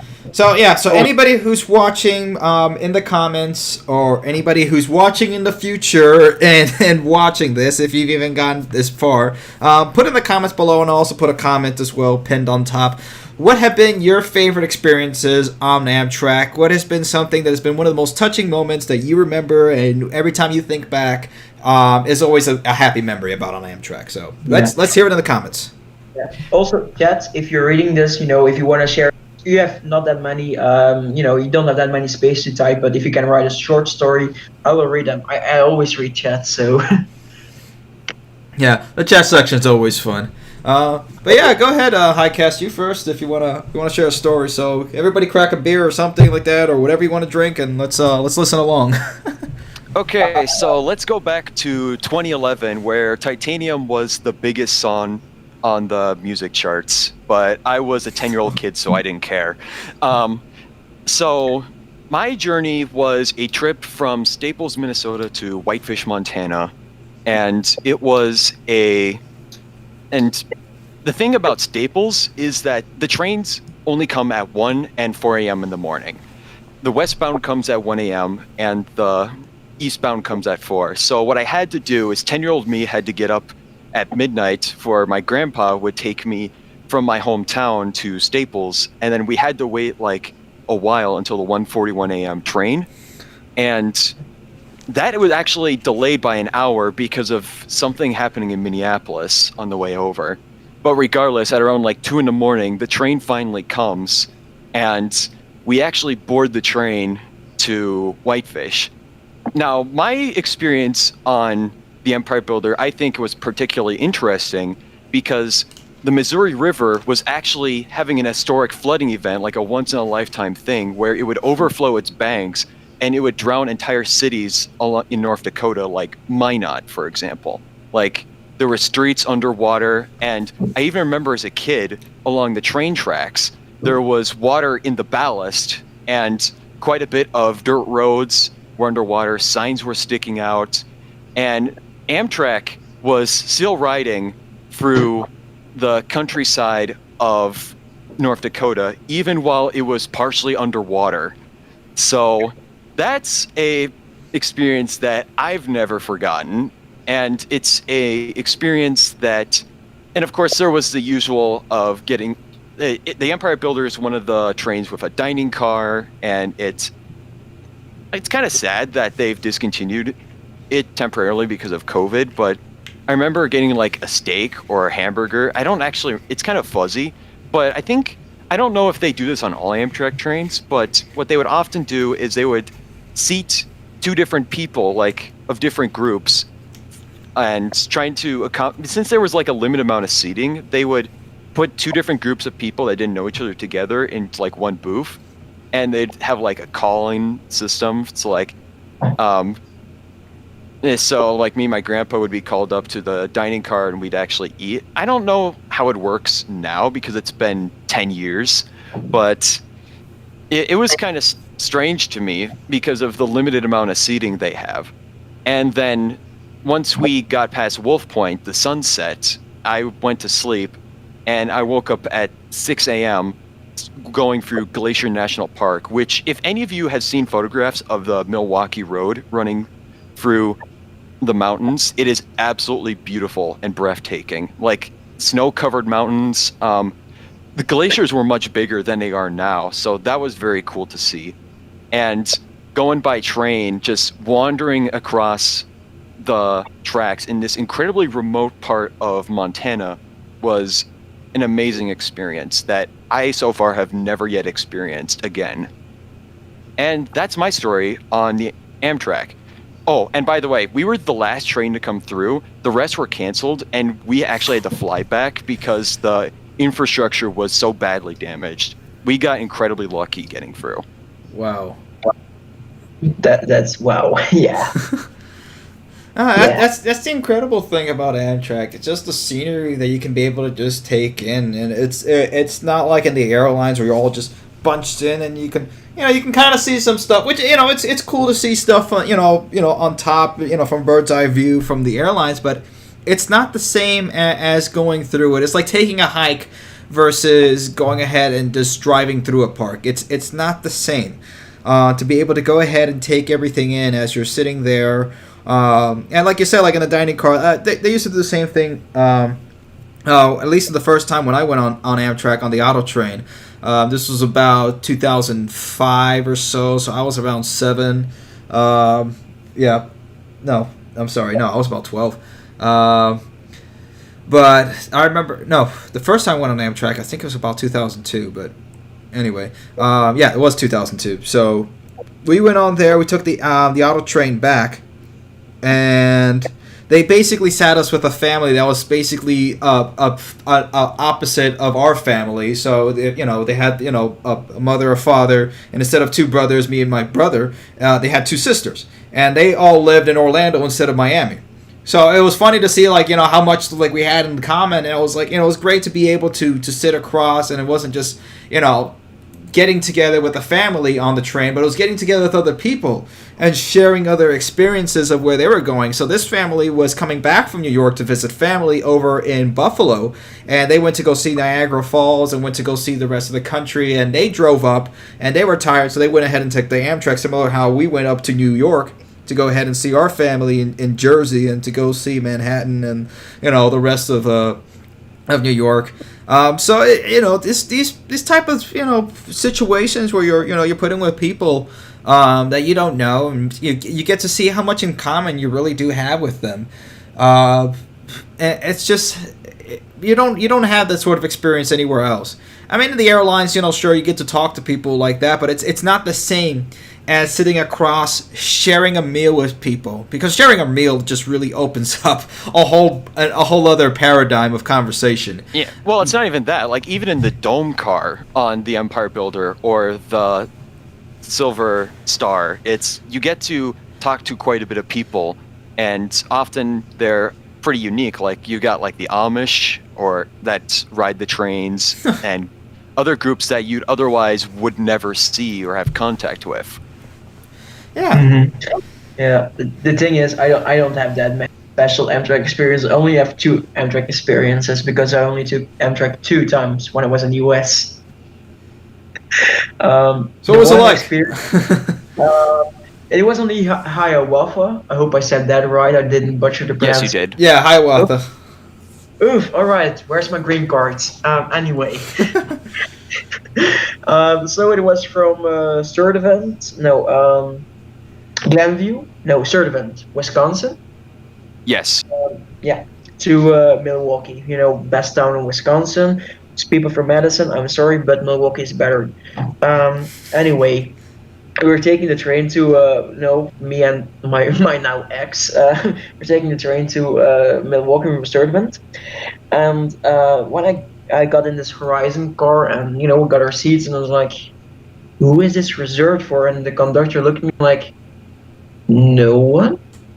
So I got into the seats, and, I was like, this button, oh, what does this button do? And I leaned back, and it was almost like I have this flat bed. I looked at my ex in a total shock expression because I never felt so much space before. And was like, Jackie, we need to get up. We're in business class.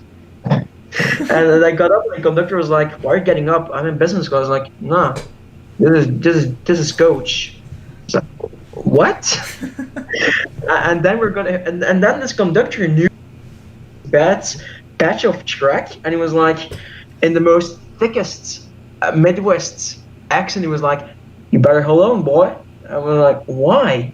And then suddenly the train started shaking rapidly, and I saw people grabbing their cups and people closing their laptop and spilling drinks, and this one guy was thinking like, yeah, I can't hear that good, the track is a bit bad, and I never felt so much shaking before. I was like, in what world did I end up? And I went back to my seat, I looked if there was no one behind me, and I was leaning back, slightly shaking, and was like, oh my god, is this Amtrak?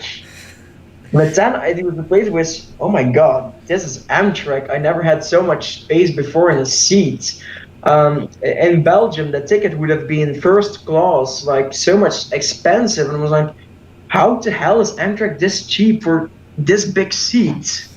Um, it was a really weird experience for me.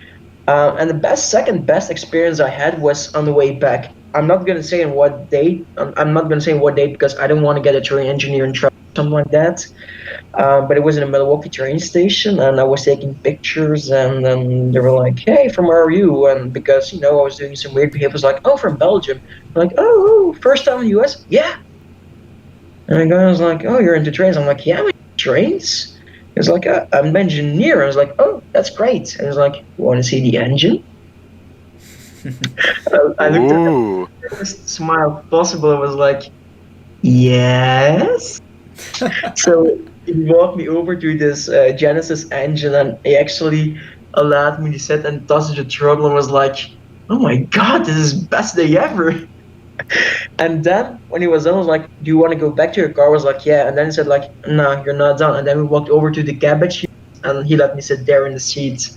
So I have to say that Amtrak, you might not like it as a company, but they have the best employees ever because I think is whenever I think back about these memories, I have this biggest smile. Right now, I'm saying with the biggest smile possible. You may can hear it, but I have this really huge smile. So when I go back to the US, I have this one dream. I want to take this long distance train. And Chet, I want you to help me with this. Okay, Chet, listen very carefully to me. Okay. I'm gonna depart from Chicago, and Chet, you're gonna advise me on this. Should I take A, the Empire Builder, B, the California Zephyr, or C, the Southwest Chief? I'm still, I don't know what train I want to take, but Chet, you gotta help me with this. Empire Builder, Southwest Chief, or California Zephyr? Please help me with this. Yeah, it's a tough choice. Well, I've only been on one of them, so I can't really say you should prefer that over the other two. I haven't been on any, so I can't tell you from personal experience. All I can just tell you is, from everybody else's vicarious experience of what they say. I mean, I think most of what I've heard is most people have taken either the Empire or the Zephyr. But, I mean, yeah, I don't know. At that point, it's a tough choice. Mm-hmm. It really, really is. But my best experience with trains, believe it or not, came from Amtrak because, being allowed to go into the, actually into the engine is boom, wow. Like, I'm European. American trains are already huge for me. Being allowed into one of these beasts and actually be allowed to sit at the seat is like, I'm feeling back 8 years old. This is the best time ever had. Yeah. Now imagine getting up close to the big boy. Oh, yeah. Yeah. Because at one point I was that close for like 2 seconds. Okay. That thing is massive. I mean, it's not a train. That thing is a tank. I just see that Chicago Riverfan has another option, the Texas Eagle. All right, Chicago Riverfan, thank you. You just made the dilemma even bigger. I mean, if you want to, go through Texas, yeah. I mean, it's not as let's put it this way, it's not as scenic as maybe the other ones, but yeah, it's an option. Yeah, I mean, the Southwest Chief has a very nice theme song. If you look for it on YouTube, just type in Southwest Chief song. Great song. I listen to it a lot. Yeah. I have to admit. But yeah, maybe we should allow some people from the queue in. Maybe they want to have some questions or even Amtrak stories. Yeah, sure. Let's bring somebody in. Yeah, we got one guy in queue already, so I'll bring him in. Awesome.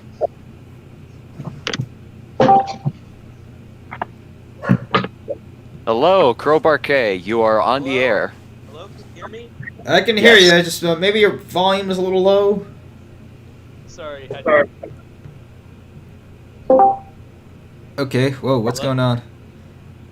Nothing. My mistake. Okay. But you were talking about about how freight railroads and Amtrak don't get along so well, and that causes problems and ways to fix it. Yeah. Feel like the easiest solution would be do what states should do what Michigan did, and that is Michigan bought like I believe it was 190 miles. They bought the trackage from Norfolk Southern between Battle Creek and Detroit, I think. And it's now dispatched by Amtrak and is owned by MDOT. That's very interesting because Crowbar, what's your actual name? Because I want to say to you the actual name. Like, what's your first name? Robert. Robert? Yes. Okay, Robert. So that's very interesting because in Europe, we actually have this split organizations. We have the Infrastructure Authority in Belgium that's called Infrabel, and they own the rails. And then we have the companies operating on them. In Belgium, the Belgian version of Amtrak is called NMBS SNCB.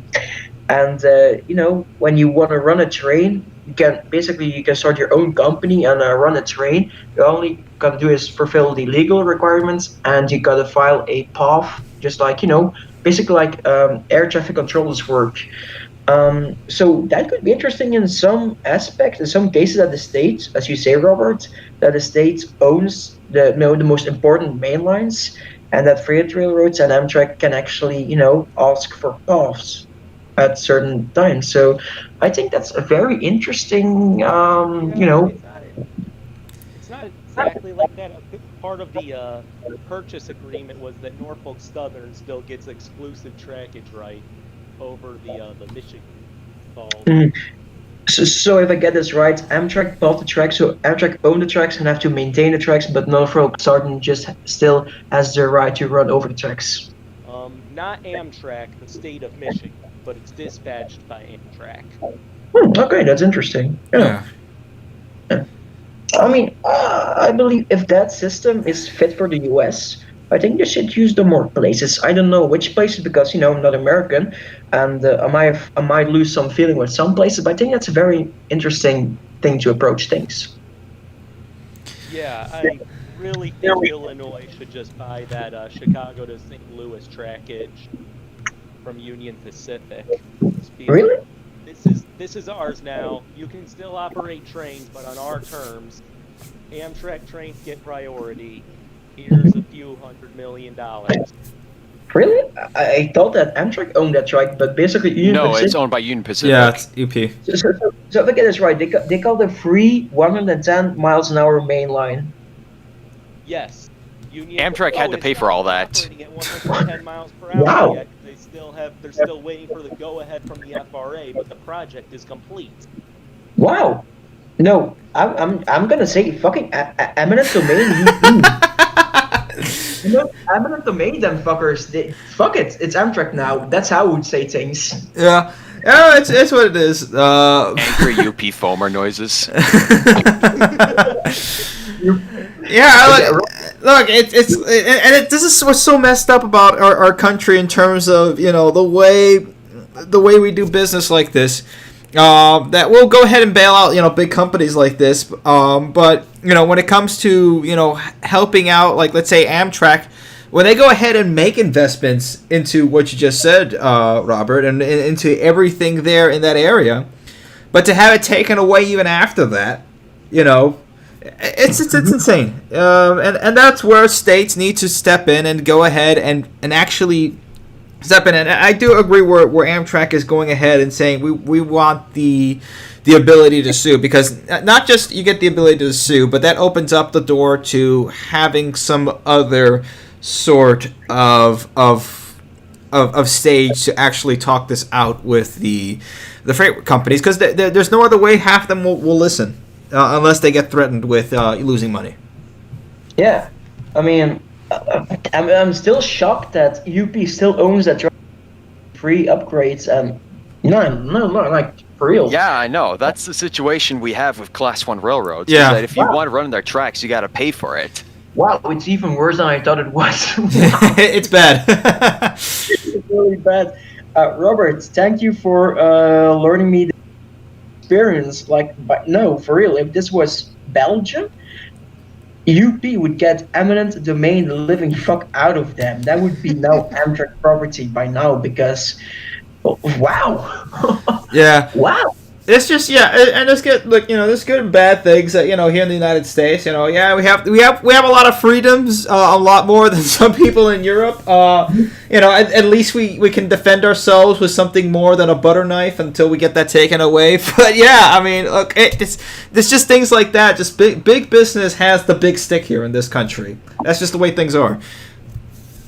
Okay, I think we should let the next guy in, which is Ryan Braille. All right, but thank you, Crowbar. Thank you, Robert, for coming in. Robert, before you go, big thanks for letting me know this because I'm still shocked by this. Yeah, you've enlightened Ruben to the point that he's got some sort of rage now about this. Yeah, I'm already planning to get my green card and run for senator in the U.S. So thank you for that. Right. Thank you. Thank you. All right, who's next in line? Ryan Rail. Ryan Rail, okay.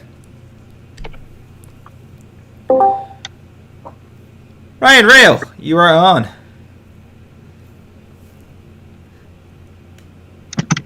Ryan Rail, you are on the air. Please unmute yourself. I don't know. We gotta have like some sort of warning system or whatever. All right. I try to come up with like pinging people to say that they're next in line so that they prepare. Oh yeah, that's more than enough. I think at that point. Yeah, I think he's looking. Oh yeah, there you are. We can hear you. We can hear you. How you fellas doing? Doing all right. How about you? Doing good. Oh, I'm doing great.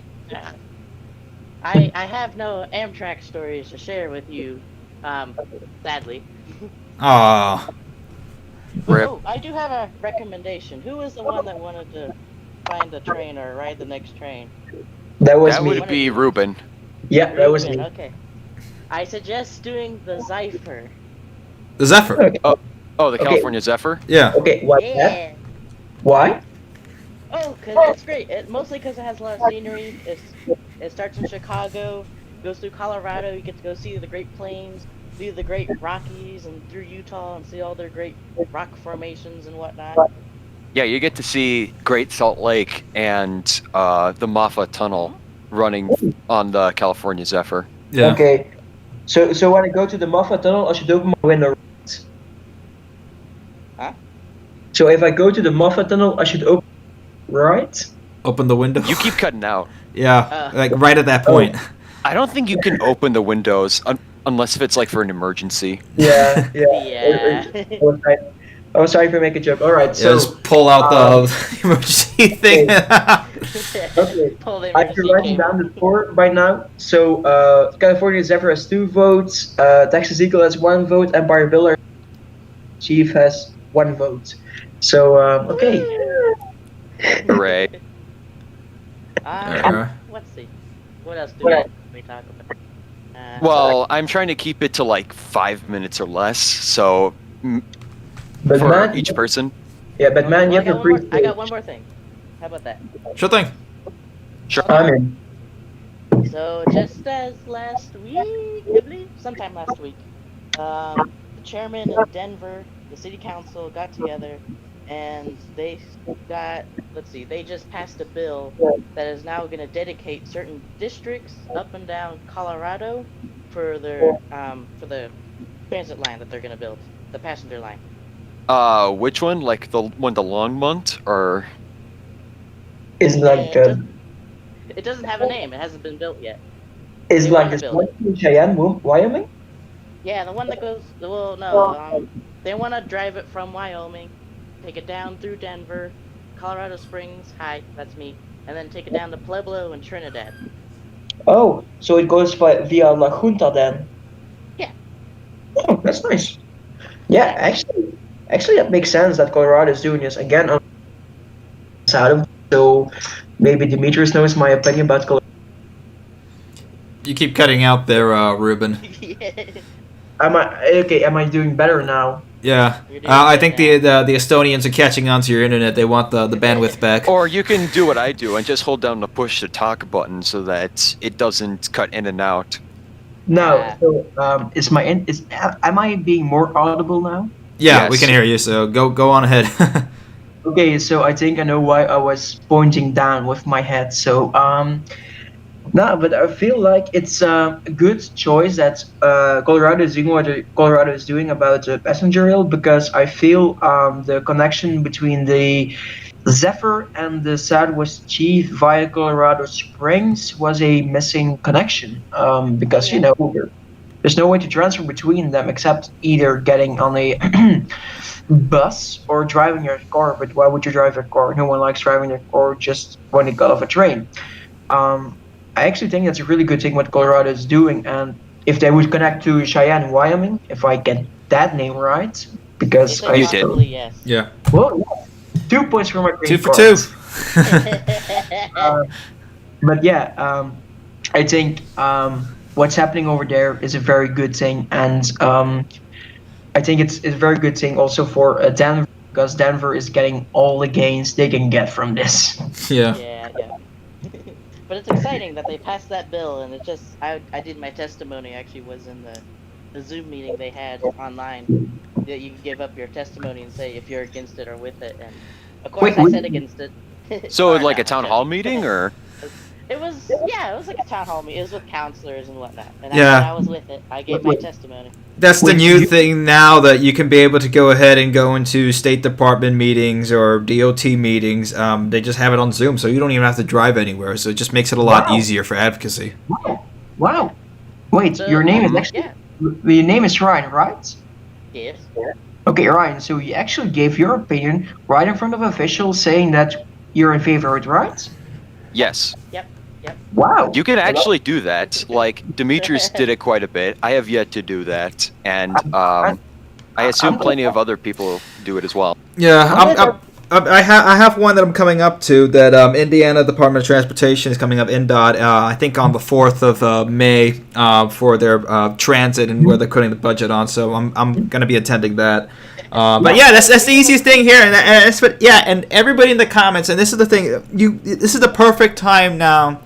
That there's no excuse that you can just be there in your underwear and go ahead and go to these meetings on Zoom. At least wear a shirt. Yeah, just don't stand up if you're wearing underwear. Just don't do that. But go ahead and go to these meetings. Just look it up online. Look at your Department of Transportation in your state, or look at your local transportation board, etc., and see what meetings they have. Even if they're not having meetings on anything, if they're just talking about roads. Go in there and make a comment and talk about, hey, we need more transit. We need more trains in our area. Make it known. Can I quickly add something to this? Yeah, sure. We're I 2 apologize. minutes over time. Okay, I don't care. I just want to add to this. I want to give Ryan some extra. That in Belgium, in Europe, we can't do this. Only officials can talk about this. You can only watch in Parliament when they say something. You have no right to speak as a civilian unless you're elected. So you guys have such a huge privilege. Believe it or not, I would start a revolution. I would throw heat in water because of this. So if you're listening to this stream now or tomorrow in 2022, when you're wearing one of Demetrius's very wonderful glasses, I would say just go to such a meeting. It's on Zoom. Just you're American. You have this freedom. Take the freedom. Enjoy the freedom. Just say, Mr. State person, we should have some extra trains. Just say it. Like do what Ryan did. Ryan is an absolute fucking badass. He did what he believed in. He spoke in favor of rail. Ryan, you're an official badass right now. I'm gonna give you the badge of official badassness. You're a badass. You can wear whatever you go outside. Yeah. I kind of wish I had something on my soundboard that would play the national anthem while Brisket was talking. The revolution begins now. Everyone in chat, listen to the 1826 will commence again. If you try to take away our railroads. Everyone in chat, listen to the American anthem right now. It deserves it. All right. Right. We've Ryan- got like 3 more people. Yeah, Ryan, And- thank you for coming on, man. Yeah, You guys too. All right. Yep. Thanks for coming. the badass award. Take that with pride, man. Yeah. See you guys Take later. care. Awesome. Take care. All All right, Next up is David Mitchell. David. All right, David, you are on.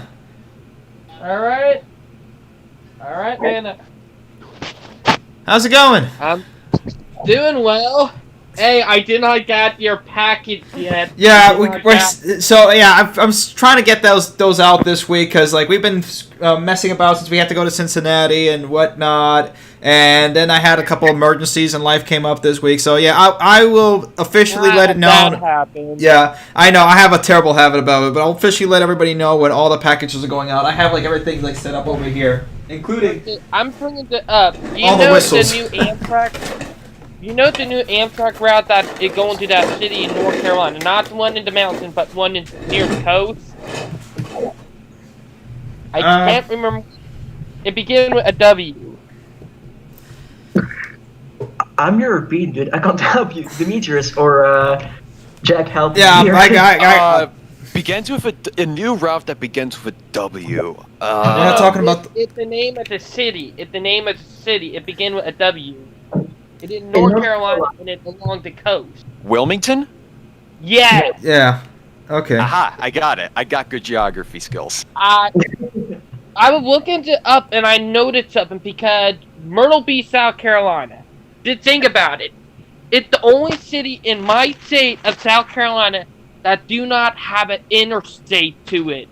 They've been trying to build one for years, and Amtrak have the capability, like Arctic Corman, to rebuild the Carolina Southern route and bought it for themselves. But I was looking at it and it got me thinking. Amtrak was smart because there's no interstate to Myrtle Beach. It all the back roads and Highway 17, which, good God, is dangerous. They can use the old track that was abandoned back in the 80s, like rebuild that from Willington and make it to Myrtle Beach. And heck, they can actually rebuild the other track to Florence, South Carolina, and have like another route too. Like, literally. Yeah. Yeah. I mean, the thing is with Amtrak, I believe Amtrak has very capable managers and very capable people. Oh my God, I was taking over the American accent. But I think one of the things that's ruining Amtrak is a 750-mile rule. I believe if we would eliminate the 750-mile rule, Amtrak would be able to start more small routes, such as to Myrtle Beach, because in college I actually had a chance to study in South Carolina, but I didn't go because I don't have a driver's license. And as long as it's not served by transit, I can't go study anywhere else that's close to a train station or. Yep. Okay. Yeah. So I feel you, David. Oh my God, I'm taking over the American accent. Sorry, man. Now, I do have my own YouTube channel. I am thinking about bringing this up in my own YouTube channel down the line, but I don't live in Myrtle Beach. I actually live near Charleston, South Carolina, in the lower part of the state. But I've been up there, and good God, heading up there, you would get into bad traffic jams. If you're not prepared, you will get stuck for about 2 hours. They do got an international airport, but they don't have an interstate. They've been talking for years about building one. But if I were them, I would just scrap that and build like Amtrak or like a rail metro to there, you know? Yeah, I feel you. But the thing is, with Amtrak, we've got to eliminate the 750 miles rule. We gotta eliminate it because we should treat Amtrak fairly. United, they can create a line of they can create an airplane line of literally 2 They can do it. But Amtrak can't create a train line on their own less than 750 miles. So I believe we should delete the 750 miles rule and set Amtrak free. That's what I believe. I don't know what you guys Yeah, feel. I have to agree. Also, here in my home state, or like here in the Low Country, aka Trenton, South Carolina, we had a Union Station here up until the 80s. And get what they put where the Union Station used to been. I'm gonna guess a mall. Nope.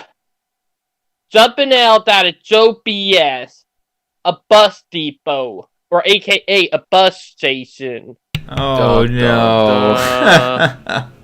Right on top of where a Union Station was.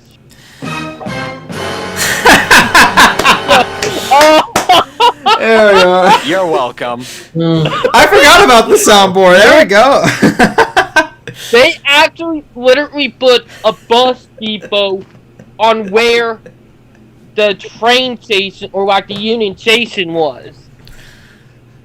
Also, we got 5 minutes until 10 p.m. They No worries. really messed up. They really messed up. Yeah, that's what it And is. now they wanted to put bus transit everywhere in Charleston when we need light rail. We don't need more bus transit. What we need is light rail or rail transit. Exactly. David, can I say something? Yes?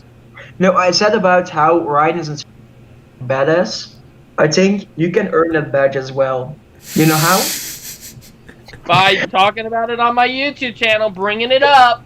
Exactly, and you should also go. I know you're from Charleston, right? Yep, Trenton, South Carolina, born and raised here. All right, you're very proud about your town, and you should be proud about your town. So I suggest you go into meetings with your town hall and say like, "Hey, where's the light rail, guys? We want more light rail." You should address it because I think I checked out your channel before. You have very good documented stuff, and I believe you can earn the badge of certified badassness by going to your town and saying like, "Boom, we want more light rail." Yeah, like, go up north to Charlotte. They got a light rail transit. Go 6 hour west, and you end up in Atlanta, Georgia, and they got light rail transit and subways. And Charleston, we don't have nothing. Like, literally, some of our biggest city, all they got is bus transit. Yeah. We got dealt the bad hand. And reason why? Because we got big oil factory along our coast. Some of them are probably saying, no, we don't want the, light rail and electric rail. That would be their competitor, Yeah. Yeah. Dig in and look into that, because there's always just follow the money trail.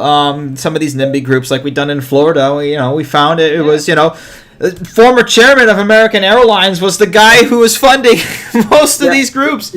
So I'm sorry to interrupt, guys, but we got to keep moving. We got 2 people in the queue. David, thank you so much for coming on, man. I appreciate it. Okay, no problem, man. I hope you have a great night. You too. I just want to say before you go, remember this. If you want to convince Big Oil, just say this. If you got more diesel, you're going to make more money. Just say that to the guys. Boom. You're going to get it right by the code. That's right. Have a night, guys. Good night. You too, dude. You too. All right. Be safe. So, Ciao. Star Force 97 seems to be next in line. Okay. Yeah. Okay, Star Force, you are on the stream. Hello, everybody. Since today is, in fact, the 50th anniversary of Amtrak, I want to make a couple of remarks talking about my experience with Amtrak and the effect that it's had on the recent years of my life. Okay. So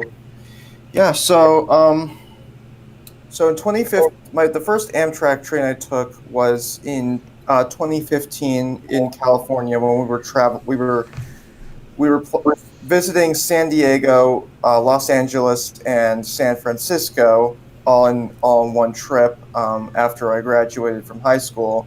While we didn't travel from Los Angeles to San Francisco by train, we did travel from San Diego to Los Angeles on the Pacific Surfliner, and that experience in itself was just amazing. Like, I just loved. We were cruising at like 90 miles an hour along the coast, and it was definitely one of the best experiences that I've had outside of Europe. But the most notable experience that I had was when I traveled on the California Zephyr from Chicago to, well, actually, I traveled from the suburbs of Chicago all the way out to suburban Salt Lake City because we were going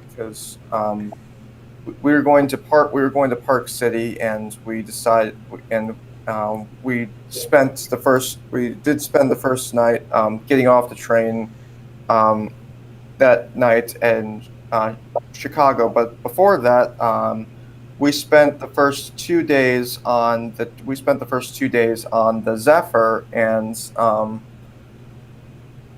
I really enjoyed the experience, despite the fact that we ended up getting into Salt Lake City 2 hours late. Well, outside of Salt Lake City, 2 hours late, and we had a room in the we got our own room, and we basically we spent most of the time in there. We got out at Denver, and I got to see the newly refurbished Union Station in Denver with their new commuter trains. And then we spent the second half of the trip there going through the Rocky Mountains, which I've never experienced before. I've heard a lot of amazing things about it, but the trip to Utah would not have been the same if we just flew out there. Like it was such an amazing experience, but it did have its drawbacks too. Like for instance, like the rooms were not all that. The room was not all that comfortable, and especially when you had the. I think you mentioned this before, Demetrius, but the sink was just like what. I don't know why they designed it like that. Yeah, like, the faucets are I just. think I know the sinks. Yeah, those Amtrak faucets, man. I can't stand them.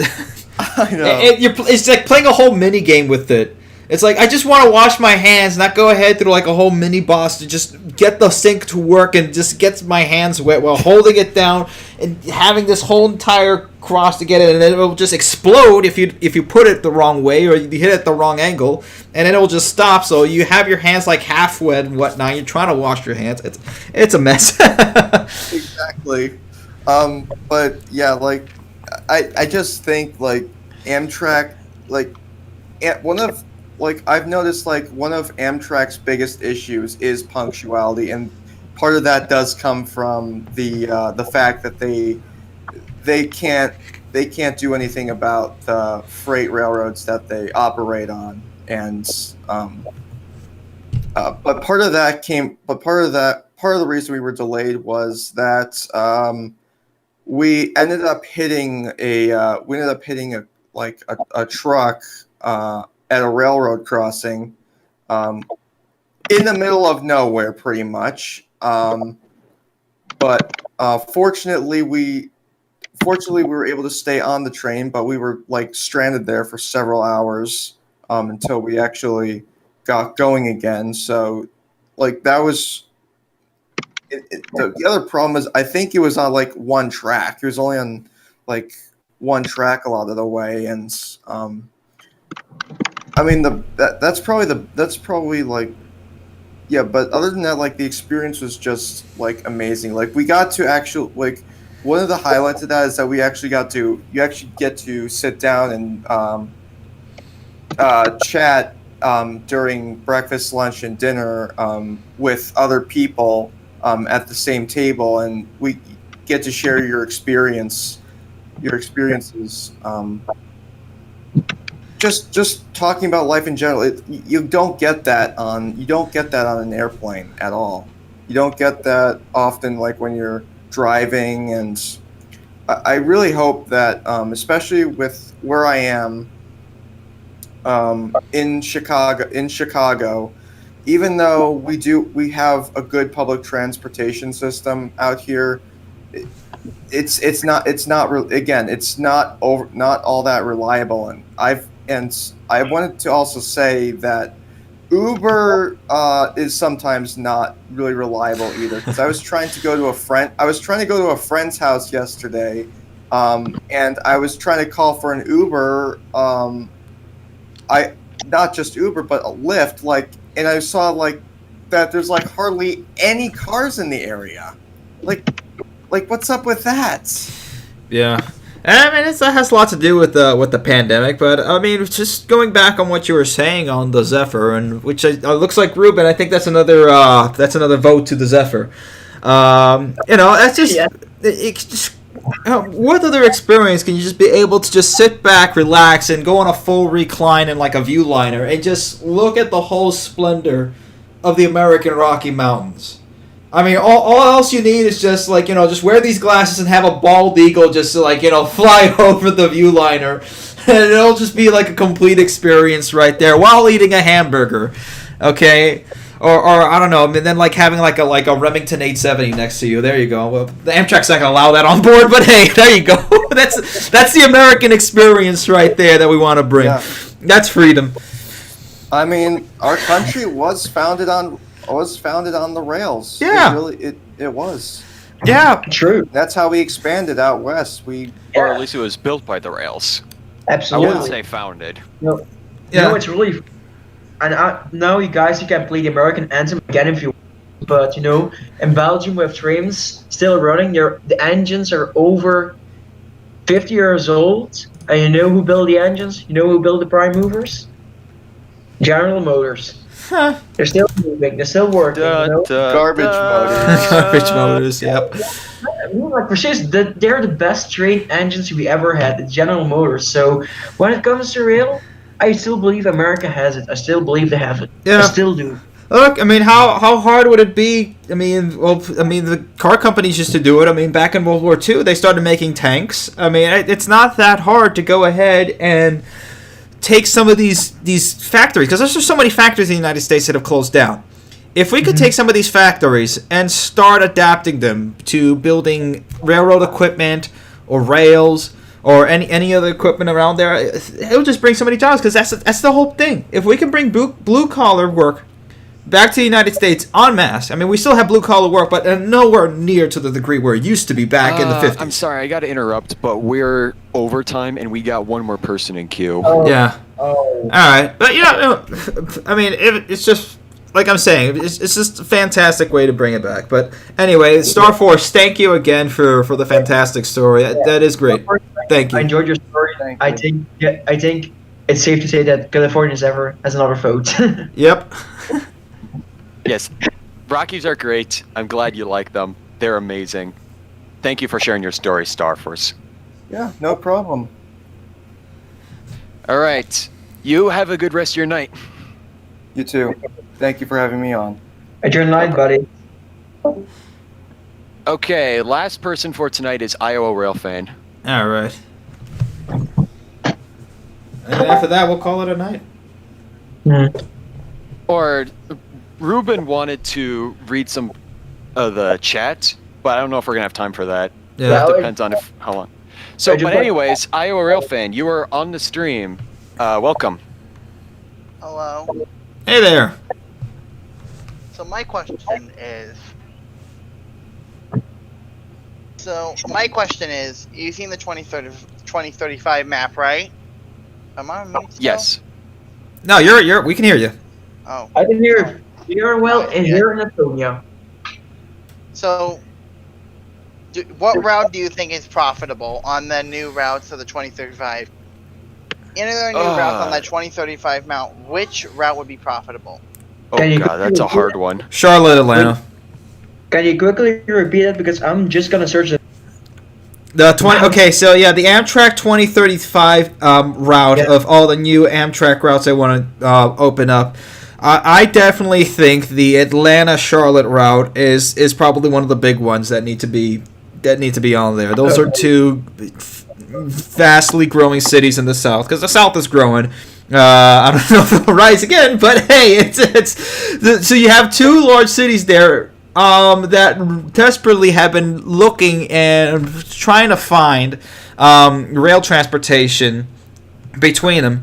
So and it's a perfect. It's about like what 400 miles apart or whatnot. So if they can not only do that, but if they can do high speed rail between Atlanta to Charlotte, that would be fantastic. Personally, I actually think that connecting Columbus to the Amtrak system would actually benefit Amtrak quite a bit, especially when looking at the map. It looks like they also have a branch to Dayton, and I don't know about Akron, but a central Ohio line would be very great for Amtrak. Yeah, the less Ohioans on the road, the better. Which routes do you think could be upgraded for high-speed rail? Milwaukee, Chicago, immediately. Yeah. Well, yes, but what do you mean by high-speed rail? Like 110, 150, 200 miles per hour?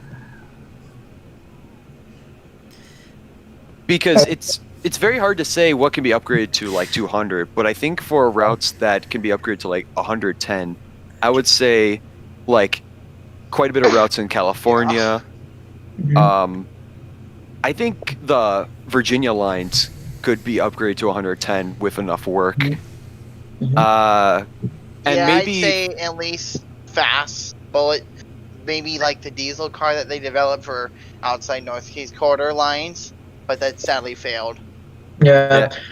Okay. Well, if we're talking about maybe like the Siemens Charger, 125 is what the Siemens Chargers can do, which is basically what you have in Brightline. That's something that's possible. 125. Okay, can I add some Belgian experience into this? Sure. Okay, so when it comes to 125 miles, I'm taking over the American accent. I can feel it's coming. 200 kilometers an hour, if that makes it better. No, I'm already counting in miles an hour. You guys are. Yeah, one of those would be best. 3 points for the green cards. Anyway, I believe that the Milwaukee Chicago line actually can be 125 miles an hour line, because if you can 4-track the line and have 3,000 volts or 25,000 volts overhead catenary. Yes, I'm talking about electrification jets. That line can be easily 200 kilometers an hour, 125 miles an hour. With the proper grade segregation, that means no railroad crossings, because that line is, I think Milwaukee has 1.6 million, with the suburbs 3 million people or something like that. That line is going to be the northeast coast corridor on steroids. That's going to be the next big win in Amtrak system. And when it comes to slow service, I believe Rockford, Chicago, and Kansas City, St. Louis to Chicago. That's a new service. And the Oklahoma City to the Southwest. I think Newton, Kansas. Yeah, I believe that can also be a win, because you can have a Texas. Actually, Fort Worth, Texas, Dallas, Fort Worth, Oklahoma City to Kansas City connection. And I generally believe that the Cheyenne, Denver, Pueblo, if they would extend it to La Junta, it could actually be a very good connection. Let's get a Shinkansen in the U.S. Yeah. Oh, absolutely. Oh, Texas will probably be first. Noises. Yeah, they'll be first. Yeah, I'm all for infrared. All in. Texas weeaboo noises intensify. Texas weeaboo noises. That has to be the most cursed thing I've ever heard come from your mouth. Well, yeah. Also a bit off topic, but can I extend the stream by 5 minutes just to read a little bit of chat, because I really love chat right now. Sure thing.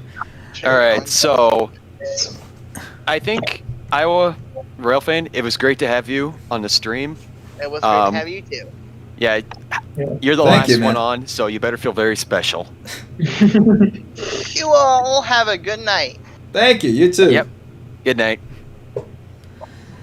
All right. Yeah, chat's been on fire all night. I've been looking at it back and forth. All right, so that's apart from Ekis, that's the only person that was the last person in the queue. No, we got through everyone. Yeah. Yeah. So what questions should we present to chat? Like I want to have chat like have an input here right now because chat they're constantly talking to us and I want That's to your decision to make, Brisket, because I'm not looking at chat. I love it right now. So what questions should we have? Like what routes should they include or Someone was asking about if Amtrak would ever go to Mexico. That's a good question because I think out of San Diego, I think it would be okay if Amtrak would connect to Mexico, but before that, Mexico should establish their own passenger rail service. That's what I am believe. incredibly nervous about connecting to Mexico, knowing how dilapidated their rail network is. And, I mean, while I do see potential for passenger rail corridors into, like, Tijuana from Mexico, I think a better decision would be, like, to go to Oda Mesa, which is where that cross-border center is that connects to Tijuana's airport. And that way you don't have to physically cross the border in order to serve Tijuana. That might be a better option than going into like Nuevo Laredo or Ciudad Juarez or Nogales or all these other border towns and maybe further into like Chihuahua or Monterrey. You know what? Actually, you just had a really good point. Maybe should there be an online connection to Tijuana Airport? You know, at the Tijuana Airport, you can already do customs and then take the Amtrak train straight into the U.S. Because it's not an Amtrak train. It's actually a light rail line. Okay. Now I just want to make sure because again, I'm European. I don't have right to guns and all stuff like that. But actually, I want to really chat. If you have any questions, it can be about anything as long as it doesn't get us sucked. What question do you really want to ask? What's like the question? What should be the last question of this stream, chat? What do you believe it should be? I'm curious. What should be the last question of this stream? What should be the last discussion? I think my only concern about it going to Mexico is that you're just going to have a whole bunch of bullet-ridden Amtrak coaches coming back to Beach Grove to get plugged up. Okay. I don't know. So, there's a possibility, but there's a reason why it's a lot easier to get trains in and out of Canada, even through Via Rail, than it is through Mexico. And it really has to come down through more security issues getting down into there. I mean, it's possible. There's definitely a good market that would definitely open up from there. I would say something maybe San Diego down to the Baja region, but that's again, that's a whole other can of worms and a whole big opportunity that can be opened up. Yeah, but I mean, I believe Mexico is getting better. Mexico is actually, I'm going to say this in a very, how do you say it, unrefined way, but Mexico is slowly fixing their shit. Okay, they're still fucked in some reason and some aspects, but in other aspects, they're starting to fix their shit. So I believe, I believe that in the future, I don't know how distant it is, but I believe that, cross-border service could be possible. But for that, you need Mexico actually upping their efforts for passenger rail. That's what I believe. Yeah. Get do an international service, like with the partnership with Via Rail, except it would be a partnership with either Kansas City Southern or Ferromex. Right. It's that. Kansas City Southern is almost over. You know that, right? Yes. That's gonna get a lot of angry. Which Canadian company is gonna own it? Canadian Pacific or Canadian National? I think it was Canadian Pacific. Canadian Pacific is gonna have it. Canadian National is already an interstate commerce thing going like, oh no, it's Canadian National, they're way too big. That if Canadian Pacific gets it, they would be the first first railroad to directly connect Mexico to Canada. Yeah. We they would be like the first, intercontinental railroads. Like they go, wait, that would I don't mean think they'd be intercontinental. Yeah, but we're all still North America. Yeah. Yeah, no. It would even go further, right? Be straight down to the Panama Canal.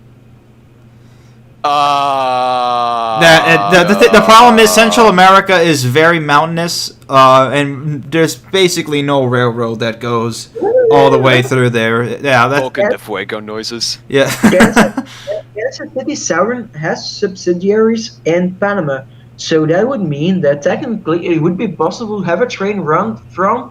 They would have to build the infrastructure from Mexico all the way to Panama, through Nicaragua, Honduras, El Salvador. It would be quite a mess and go through several border crossings. I mean, let's revive the dream of the Golden Triangle, right? No, but for real, like, I think like the best option is Canadian Pacific and Kansas City Southern, because both companies are very respective in their own ways. And it's always kind of baffled me how Kansas City Southern got as big as they are right now. Because I think like the American dream is Kansas City Southern, because they got really big just on their sheer will. They're like America symbolized, and if they would come together with Canadian Pacific, we both know it would be a more American company than a Canadian company. It would be pure American blood running from Canada way down to Mexico. Yeah, there's a possibility for a Pan-American railroad somewhere. Again, that's way off in the future. Yeah, that's way off into the future. Way up. But I mean, we can dream, and somehow our dreams are more realistic than where things on this channel that were said back in 2015 actually happened. Yeah. Like I'm just saying, guys in chat and reading comments and watching the stream. If you want some good stock advice and all stuff like that, just listen to us. We are always right. We always are. Always right. Yeah. Not always, but most of the time, 99.9% of the time, we are right. 70% of the time, it works all the time. Yeah. All right. Well, I think that's where we're going to go ahead and start ending it there. It's 10:20. I think this was a very nice stream. We had a good time. So, yeah. We had a lot of fun. Happy birthday, Amtrak. Amtrak, happy birthday. The National Passenger Railroad Corporation celebrates 50 years of service. 50 years. Yeah, I mean, let's be honest. Amtrak, they survived every gut they ever had. They survived the most difficult presidencies. They survived the most difficult crises. They helped America in the biggest city world. I mean, remember, Amtrak actually helped America on 9/11. When the nation was in the deepest cut possible, they helped America. When the nation was betraying America and cutting back the budget of Amtrak, Amtrak was still helping America. So I think when Amtrak says connecting America, I think that's the motto, the slogan. Amtrak is that's actually the DNA of Amtrak. Connecting America. And in the past years, on this channel, we've been giving some shit about Amtrak and not saying the most best things about Amtrak, but let's be honest. Yeah. Whether the biggest smile in the railroad world is a smile of an Amtrak employee, believe it or not, but that's what I believe in. Yeah, like I said, there's always just good and bad things, but at the end of the day, we need Amtrak, and when Amtrak succeeds, we all succeed. Yeah, absolutely. Everyone wins when Amtrak wins. That's the truth. That's the thing. I would like to say that I admire Amtrak's resiliency, whether it's lasting 50 years in incredibly hard conditions to survive in like 1970s railroading, or whether they're making their way across flooded prairies in North Dakota. I admire how they do their best to keep things moving. And the thing was, if Amtrak would have let it just to politicians, there would have only been one route from Chicago to the West Coast, only one route. So Amtrak, they definitely earned the badge of certified badass. They certainly do, and every Amtrak employee does. So they can write to our channels like, I want our certified badge of badasses. I'm gonna give to every employee a certified badge of badassness because Amtrak, they keep doing what's impossible. They could have folded over the crisis, they didn't. They kept going. So Amtrak, like for real, 50 years, and they were created with the expectation to. But I think they did the opposite. Yeah. I think that by now, Amtrak is winning. Amtrak is a success. It goes beyond its original goals. Yeah, Amtrak is winning. Yeah. Because that's what it was originally thought, they'll just serve for rails and that'll be it, and then they'll just flutter off and everybody will be on airlines. And that market never came up that everybody was going on airlines or everybody was just driving back and forth. Mm-hmm. In fact, the opposite is now the reality where more people want to be riding on trains. It's just now we have to go ahead and catch up with that demand to get there. Mm-hmm. So Amtrak, again, has a tremendously bright future. And all rail across the country, whether it's Brightline or Texas Central or California, whenever they can get their ish together. So yeah, this is where we are right now in the United States, and it's sort of the thing with this virus. It's brought everything down to rock bottom. So now we're just climbing back up, and this is really our chance to just shine. That's what it is. So, can I say a last word before we end the stream? Last word. Go ahead. I'd like some too. I promise. I'm not going to get another beer, so it's definitely the last. I'm also seeing the sun has already risen, so it's already morning in Estonia. It's already 5:30 in Estonia. Dang. But yeah, it's already morning here, so I need to sleep. So it's definitely final statement. But for real, like Amtrak survived best here in chat. If you have the chance. We don't have this luxury in Europe. So if you have the chance, talk to your officials. Say we want more live. Say we want more trains. Just do just one Zoom meeting. That's all I'm asking for you. It's 2021. Go to a Zoom meeting. Say you want more trains. It doesn't matter if you're the most eloquent personal individual ever there is, but just say you want more trains because. If officials hear the voice for more trains, they're gonna know more trains are needed. And Amtrak has already survived for 50 years. And remember this, you can help Amtrak in 50 years celebrate their 100 years. I'm gonna say this, Demetrius, I really like your sunglasses. Yeah, just I probably should find some way to sell them or whatnot. But yeah. they're freaking cool. But yeah. That's where we are, guys. So yeah, anything else you want to say, Jack, before we close this off? Yes, I would like to say to 50 years to Amtrak's history and to another 50 more. Cheers. Let's go. Amen. Cheers. All right, cheers, everybody, and that's where we're gonna end it. So happy birthday, Amtrak! 50 years. Signing off. Yeah. To 50 more. This has been your conductor. On this wild ride, and also some other conductors as well, Ruben and Jack, Highcast Transportation. Thank you all for coming on board. We will see you all next time. Ciao. Bye. Goodbye. Bye-bye.